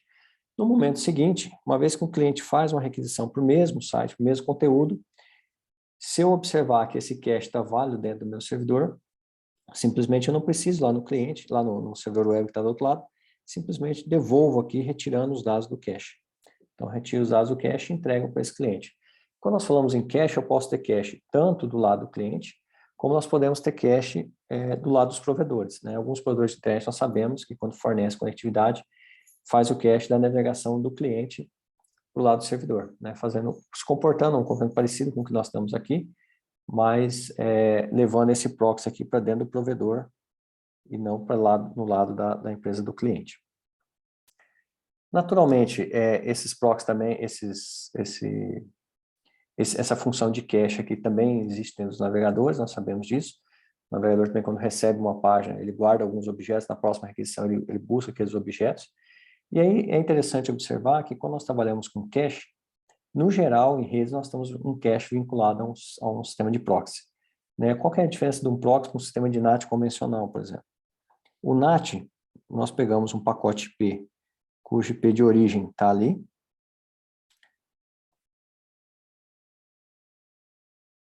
o IP de origem está ali e o IP de destino também está ali. O que nós fazemos simplesmente é retirar esse IP de origem, que antes era 926801, por exemplo, retirar esse endereço e colocar o IP válido, 200.001, por exemplo. E esse IP é o IP que está na porta do firewall fazendo o sistema de NAT. No entanto, nós usamos esse mesmo pacote, só houve a troca do endereço de origem. Os proxies, por sua vez, na realidade, ele vai barrar esse pacote original, então ele vai receber esse pacote aqui e paralisar ele ali, cria-se um novo pacote com um IP de origem dele, Normalmente esse pacote já está sanitizado, com o mesmo destino, e o pacote que é enviado, então, para o servidor web para ser atendido, é o pacote do proxy. Uma vez que o servidor responde esse pacote, ele tira o conteúdo que veio aqui nesse pacote e grava no pacote original e devolve, então, o pacote original. Então, nós dizemos que os servidores proxy impedem o contato entre a rede interna e a rede externa. Obviamente que existem ataques que trabalham em cima de NAT e tem ataques que trabalham em cima de proxy, mas na definição formal, ele tem esse isolamento inerente. E sempre que se trabalha com cache, naturalmente, ele está vinculado a um sistema de proxy. Uma outra possibilidade também com relação a funcionalidades, né? Funcionalidades e funções, responsabilidades e funções, é o uso do código móvel ou agente móvel. Nós tínhamos isso bem claro na época que nós utilizávamos os applets. Na realidade, eles ainda continuam existentes, continuam em uso, né, mas bastante combatidos na data de hoje. Por que eles são combatidos? Né? Porque qual que é a ideia do applet ou do código do móvel, do agente móvel?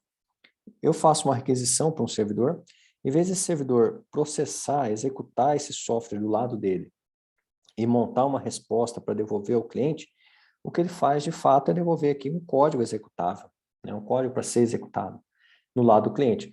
Então, esse cliente ele recebe um código aqui para executar que ele não tem conhecimento.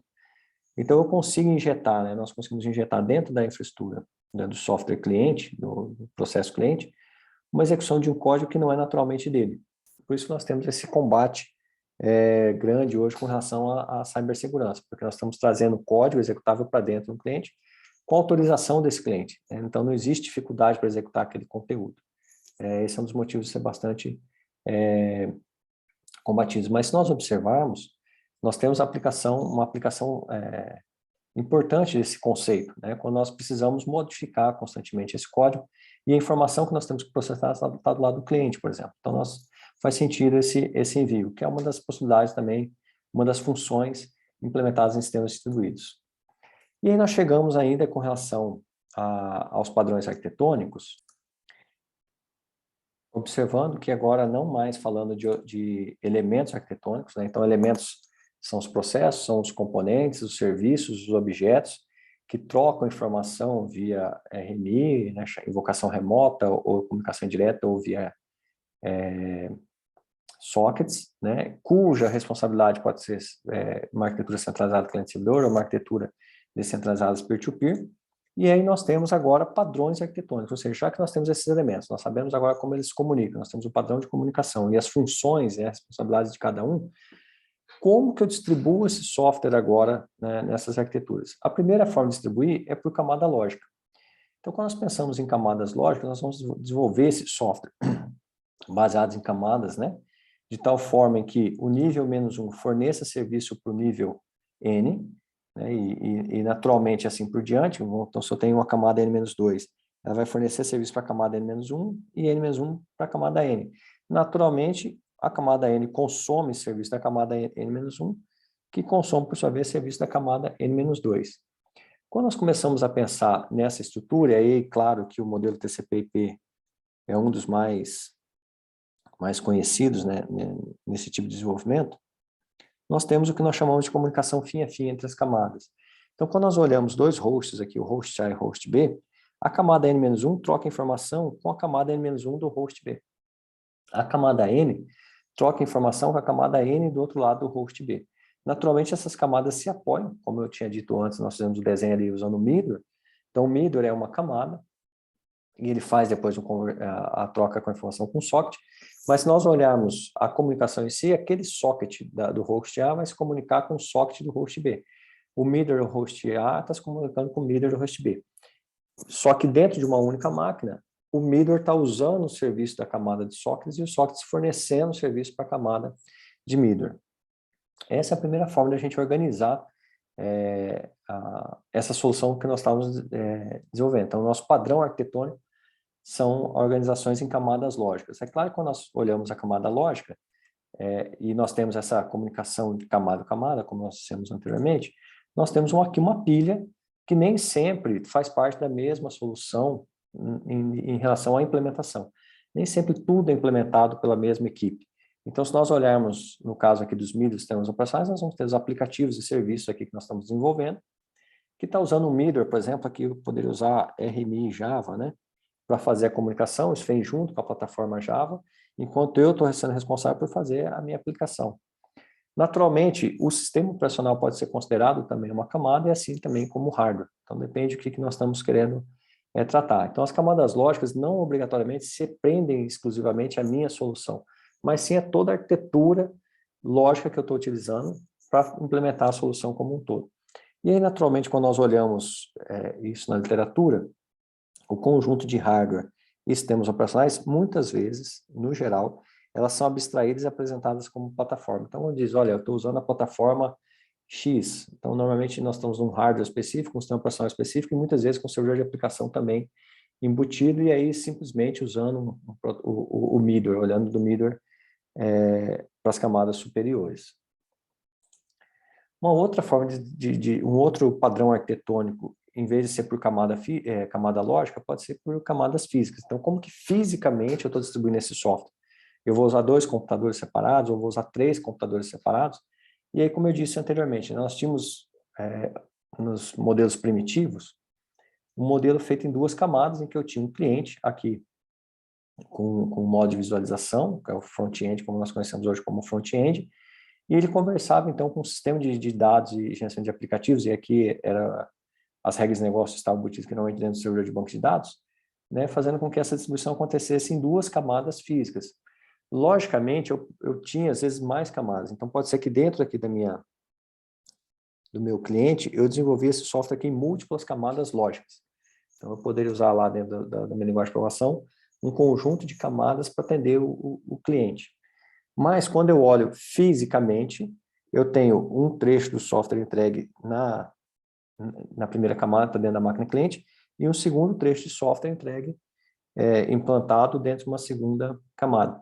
É daqui que vem aqueles diagramas de implementação que existem, por exemplo, na OML. Né? Como que eu faço essa implementação? Como é que eu implanto a solução? E aí, naturalmente, uma evolução dessa solução de 2 camadas físicas foi a solução de 3 camadas, né, físicas, em que eu tenho um modo de visualização que hoje é representado pelo navegador, que é o que nós chamamos realmente front-end, uma segunda camada feita pela lógica de aplicação, que estão dentro dos servidores de aplicação, como JBoss, por exemplo, ou containers como Tomcat, em que eu rodo aqui nessas soluções com as regras de negócio, e tem uma terceira camada agora, que é o gerenciamento de banco de dados, o banco em si, onde eu armazeno os dados, né? Com o passar do tempo, nós tínhamos, é bastante comum, nós temos implementações em PLSQL, por exemplo, das regras de negócio, e o que nós percebemos com o tempo? O que se percebeu com o tempo? Que fazendo isso, nós temos um forte acoplamento de fabricante. Então, uma vez que nós fazíamos o software todo em PLSQL, nós tínhamos uma vinculação, por exemplo, com a Oracle por muito tempo, tornando difícil a migração do sistema para outras soluções. Com isso, então, nós fomos para o sistema de 3 camadas, tirando, então, essa implementação da regra de negócio do sistema de banco, e levando para uma camada mais maleável, mais fácil de migrar, que não está vinculado necessariamente a um produto, né, que eu consigo migrar mais facilmente. Tendo, então, aqui o modo de visualização, fazendo aquisição com a camada de aplicação que busca dados no sistema de banco de dados.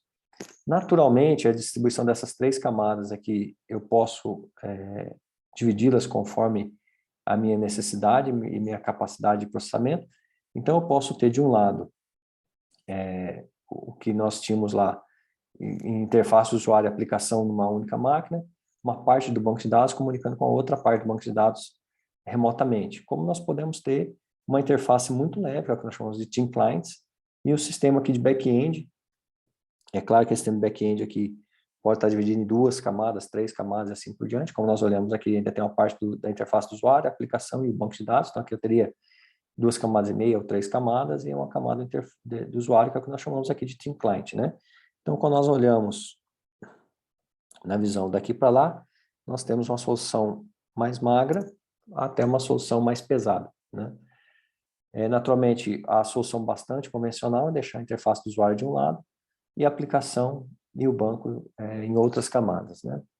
Mas é simplesmente uma forma de organizar, lembrando que eu posso organizar isso de acordo com a minha necessidade, de acordo com o meu projeto. E aí nós temos um outro padrão arquitetônico que trata com a descoberta, que é os sistemas de brokers, né? Quando nós pensamos na arquitetura SOA, arquitetura orientada a serviços, né? Isso aqui vem de service. Qual que era a grande ideia, uma das grandes ideias do SOA? Olha, eu tenho um cliente aqui que vai consumir um serviço de um provedor, mas de fato ele não conhece esse serviço e também, muito menos, o endereço do provedor.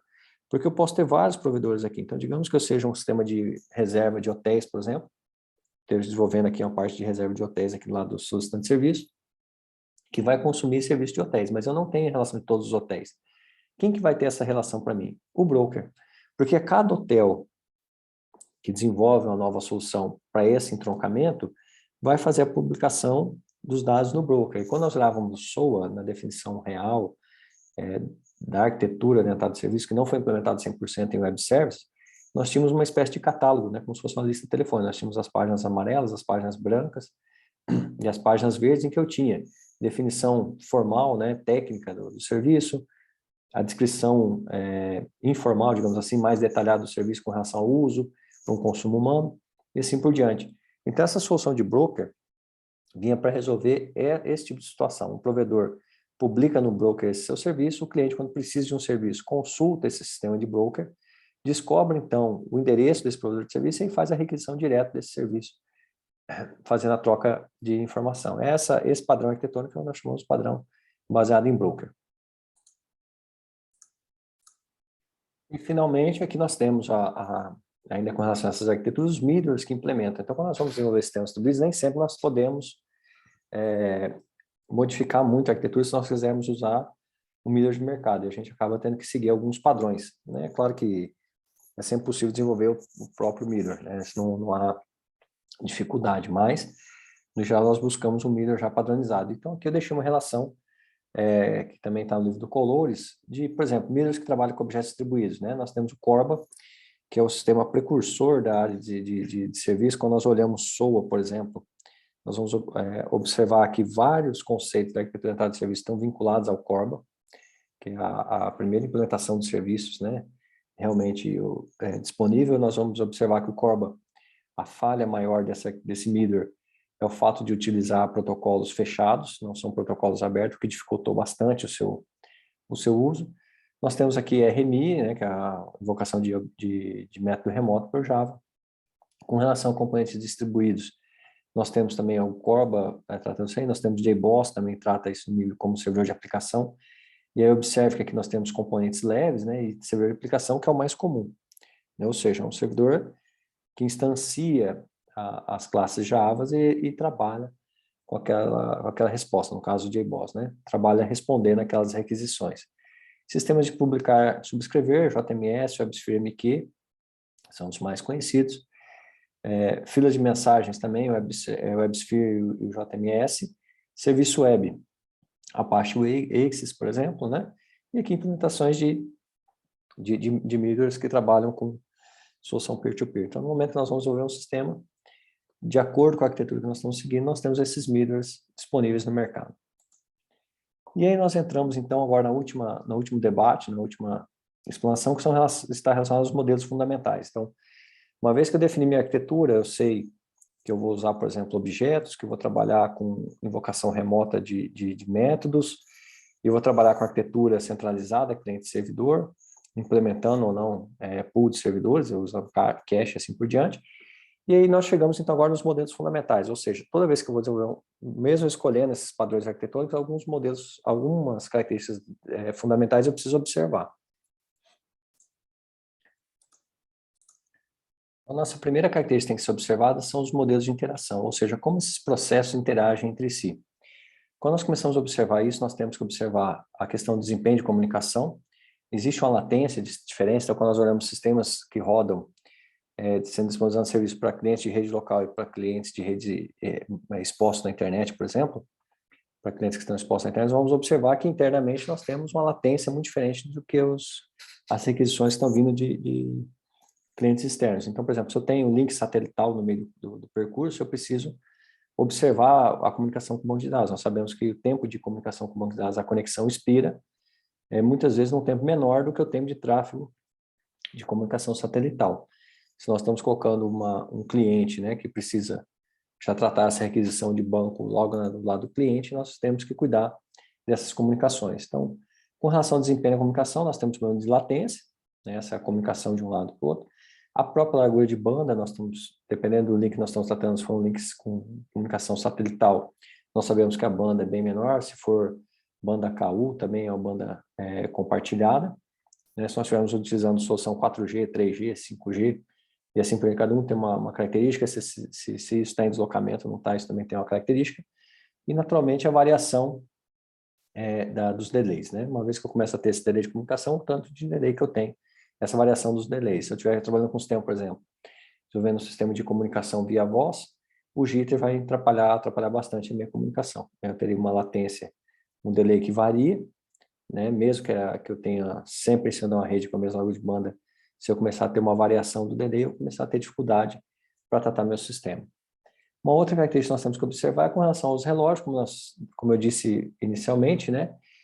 E o tipo de temporização. Nós temos ali os exemplos, os sistemas que são síncronos, ou seja, eles sincronizam o tempo, então o sistema depende para o processo B fazer uma ação depende do resultado de A, para C fazer depende de B, D fazer depende de C e assim por diante. Então eu tenho um sincronismo entre os módulos de software. Quando eu tenho sistemas que trabalham com módulos que são sincronizados, eu começo a ter esse problema de relógio. Sistemas que são assíncronos, naturalmente meu problema de relógio é bem menor. Né? É claro que em algum momento eu posso esbarrar nessa questão de relógio, então, por exemplo, fechando conexão do VPN. Nós sabemos que a conexão VPN, se o relógio é muito defasado, ela não fecha, os protocolos acabam interferindo. Mas nós sabemos ali que a diferença de um pouco de horário, meia hora, 10 minutos, 15 minutos, não atrapalha minha solução. Então, são sistemas que naturalmente são assíncronos com relação ao tempo. E aí eu não preciso, então, ter essa preocupação tão grande. No entanto, quando eu começo a ter sistemas síncronos, eu não consigo contar com relógio local, eu preciso achar soluções que tratem essa comunicação, como os relógios de Lamport, por exemplo, que eu disse no início da aula, que nós veremos mais para frente. Mas, basicamente, o relógio de Lamport, ele tira a ideia de tempo, de horas, né, de minuto e segundo, e passa por ordenação de envio e recebimento das mensagens. É isso que eu tenho um único processo que consegue controlar todos os demais, ele consegue dizer qual mensagem chegou antes e chegou posteriormente. E aí entra naquele problema que nós chamamos de ordenação de eventos. Se nós observarmos esse caso que tem aqui, eu tenho 4 processos trocando informação durante tempo, então no momento T1, X envia uma mensagem, na sequência Y recebe, depois Z recebe, e num tempo muito maior o processo A vai receber. Né? Digamos que isso seja uma mensagem de um sistema. Naturalmente, uma mensagem que tenha relevância à ordenação. Né? Da mesma forma, após o momento que os processos receberam essas mensagens, então, por exemplo, observe que o processo Y recebeu a mensagem bem no início. Ele pode fazer seu processamento e enviar a resposta acumulada através da mensagem 2, que outros processos também vão receber. E assim sucessivamente. Aí, num instante de tempo qualquer lá, Z vai receber a mensagem, todas as mensagens, e também vai tomar uma decisão e também vai enviar uma mensagem. Agora, observe que nesse estado de troca de informação, se nós observarmos só o processo A, ele não participou praticamente nesse espaço de tempo, porque ele não teve acesso à informação. Ele recebeu a informação a partir do instante T3.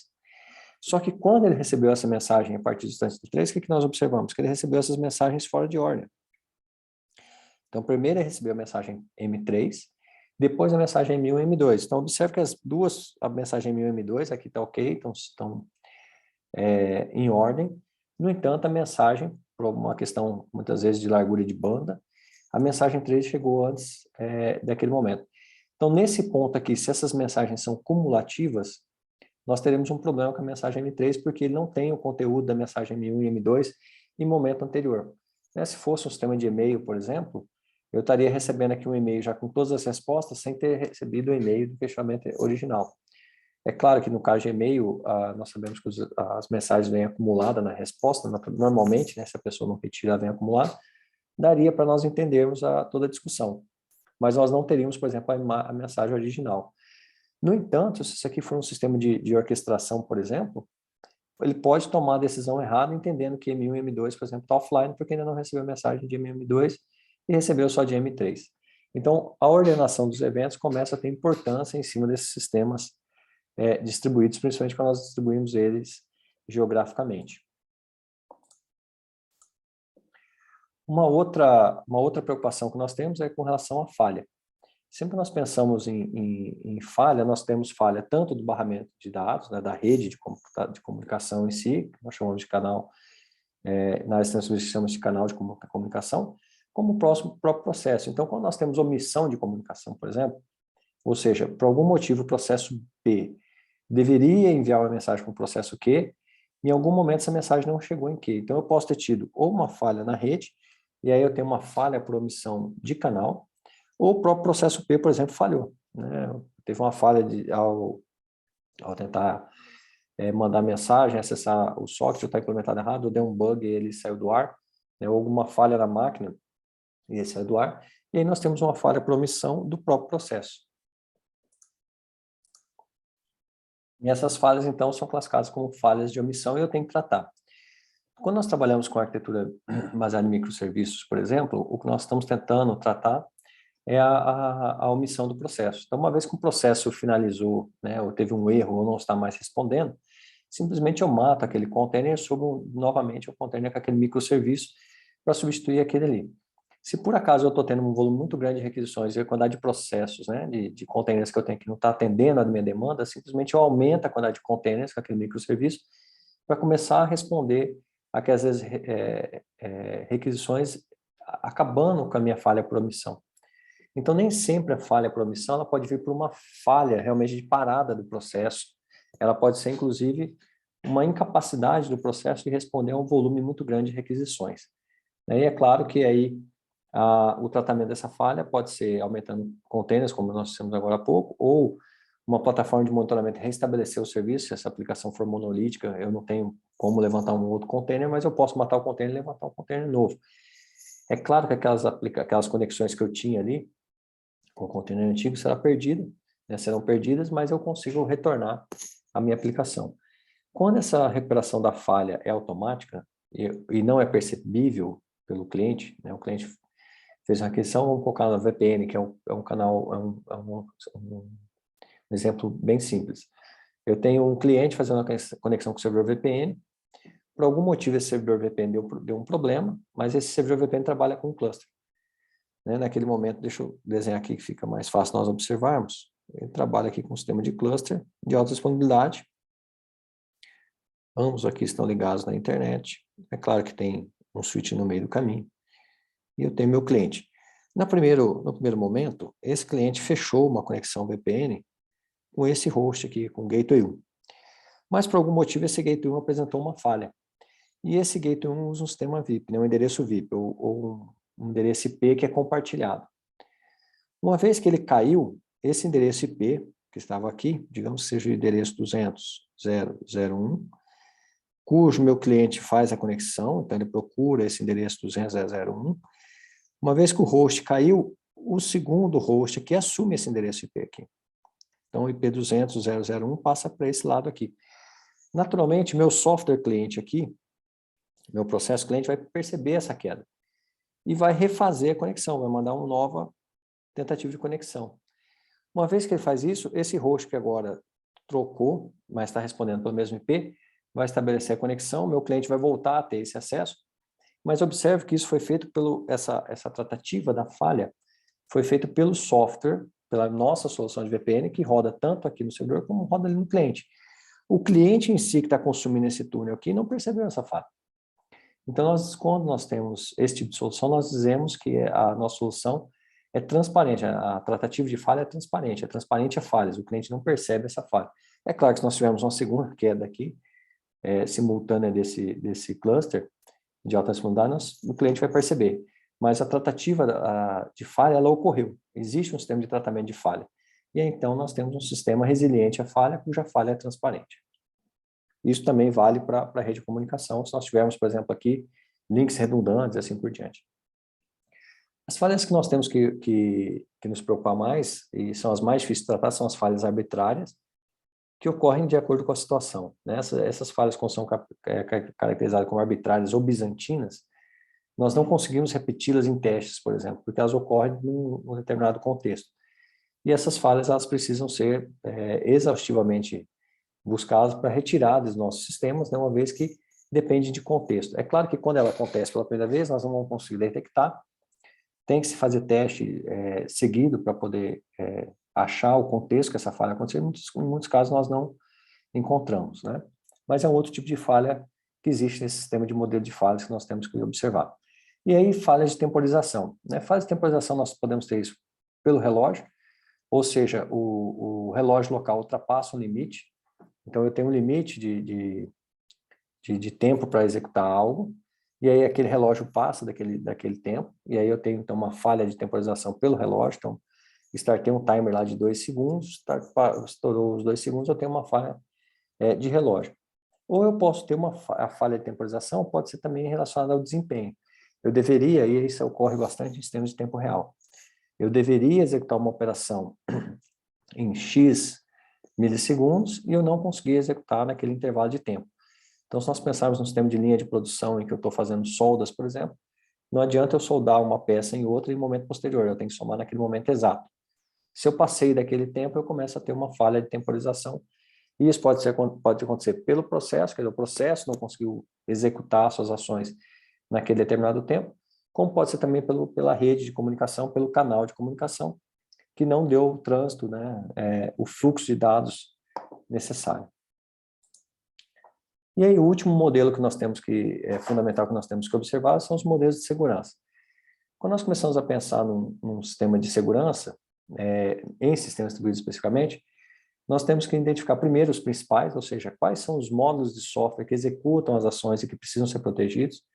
Então, numa arquitetura centralizada, nós vamos ter o cliente como um principal e o servidor como um segundo principal, e o meio de comunicação tratando o protocolo de invocação de request reply, né, ou de invocação de métodos, por exemplo, ou procedimento. Uma vez que eu faço isso, eu vou passar naturalmente, e aí já pensando em segurança, num sistema de acesso, um sistema AAA, né, de autenticação, em que eu vou autenticar e garantir o acesso para aquele usuário, validando suas permissões. E aí, naturalmente, quando nós começamos a pensar nesses ambientes, e aí é claro que aqui é só uma visão do problema que nós temos, porque existe uma área de cibersegurança para sistemas distribuídos bastante ampla. Quando nós começamos a observar essa comunicação, então, entre os principais em um ambiente de rede, mesmo passando por um sistema de autenticação, eu posso ter nesse meio aqui de comunicação, da rede de comunicação, invasores que podem fazer ataques diretos aos processos, como pode fazer trabalhos, ataques de escuta, replicação. Então, se eu tiver aqui um ataque de man in the middle, por exemplo, e esse processo estiver passando dados aqui por troca de mensagem não criptografada, basicamente eu consigo obter aqui uma cópia desse processo, desses dados, e interpretar essas cópias e posso, inclusive, desviar esses dados e transitá-los através de um reply, né, um ataque de reply, modificando o conteúdo e mandando para o processo Q, fazendo com que o processo Q responda de acordo com o meu interesse como invasor. Então, quando nós começamos a pensar em segurança de sistemas distribuídos, naturalmente nós temos que chegar mais próximo da área de cibersegurança, pensar em criptografia, então dados em repouso precisam ser criptografados. Eu não posso ter dados, não deveria, e aí, lógico, que dependendo do ambiente, se eu estou indo para um ambiente de nuvem, e se eu tenho dados que são sigilosos, eu deveria criptografá-los em repouso. O fluxo de dados precisa ser criptografado para evitar que ele seja descoberto no meio do caminho. Naturalmente, nós chegaremos a soluções de PS, WAF, Advanced WAF, controle de URLs, controle de aplicação, solução SaaS e assim por diante. Então, nós temos uma gama grande de soluções para tratar a parte de cibersegurança de sistemas distribuídos. E, naturalmente, todas elas nos levam ao caminho dos 5 pilares da segurança da informação, né? Ou seja, confidencialidade, integridade, disponibilidade, autenticidade e não repúdio. Então, uma vez que eu tenho esses 5 pilares, ou seja, a minha informação é confidencial, somente quem tem acesso a ela, quem deveria ter acesso a ela vai ter, então eu tenho que garantir essa confidencialidade. Essa informação, quando for acessível, ela tem que estar ali íntegra, ou seja, somente quem deveria pode fazer alteração, conseguiu fazer alteração, não posso ter um terceiro que não deveria ter acesso fazendo alteração, então essa informação tem que estar íntegra. Ela tem que estar disponível no momento que eu quero, então o ataque DOS, por exemplo, retira essa disponibilidade, então eu tenho que trabalhar com soluções que visem o controle de ataques de negação de serviço, por exemplo. É claro que quando o ataque é de fluxo, de volume de tráfego, eu sozinho, na minha solução, não vou conseguir tratar, porque eu tenho um link ali de 1 GB e estou recebendo 10 GB de tráfego. Mas existem soluções, por exemplo, que nós trabalhamos internamente, que notificam a operadora que nos fornecem a conectividade para que ele barre aquele tráfego, né? Então, a solução Arbor faz isso, ele detecta o DDoS chegando na minha infraestrutura local e notifica a solução que está na operadora. É claro que isso precisa ter um casamento da solução, né, da que eu estou usando com a solução da operadora que está me disponibilizando no link. Com relação à autenticidade, né, óbvio, eu preciso autenticar quem vai acessar aquilo, e isso entra aqui na nossa solução, nossa concessão de direitos, na autenticação.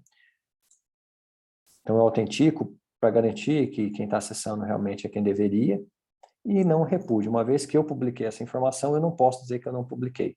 O não repúdio, naturalmente, ele é tratado com assinatura digital. Uma vez que eu assino um documento, digitalmente, eu não consigo mais dizer que não fui eu que tratei que assinei, que disponibilizei aquela solução. Então, naturalmente, nós temos que sempre buscar esses pilares de cibersegurança, de segurança da informação, quando nós pensamos em sistemas distribuídos. Era isso, obrigado, até o próximo vídeo.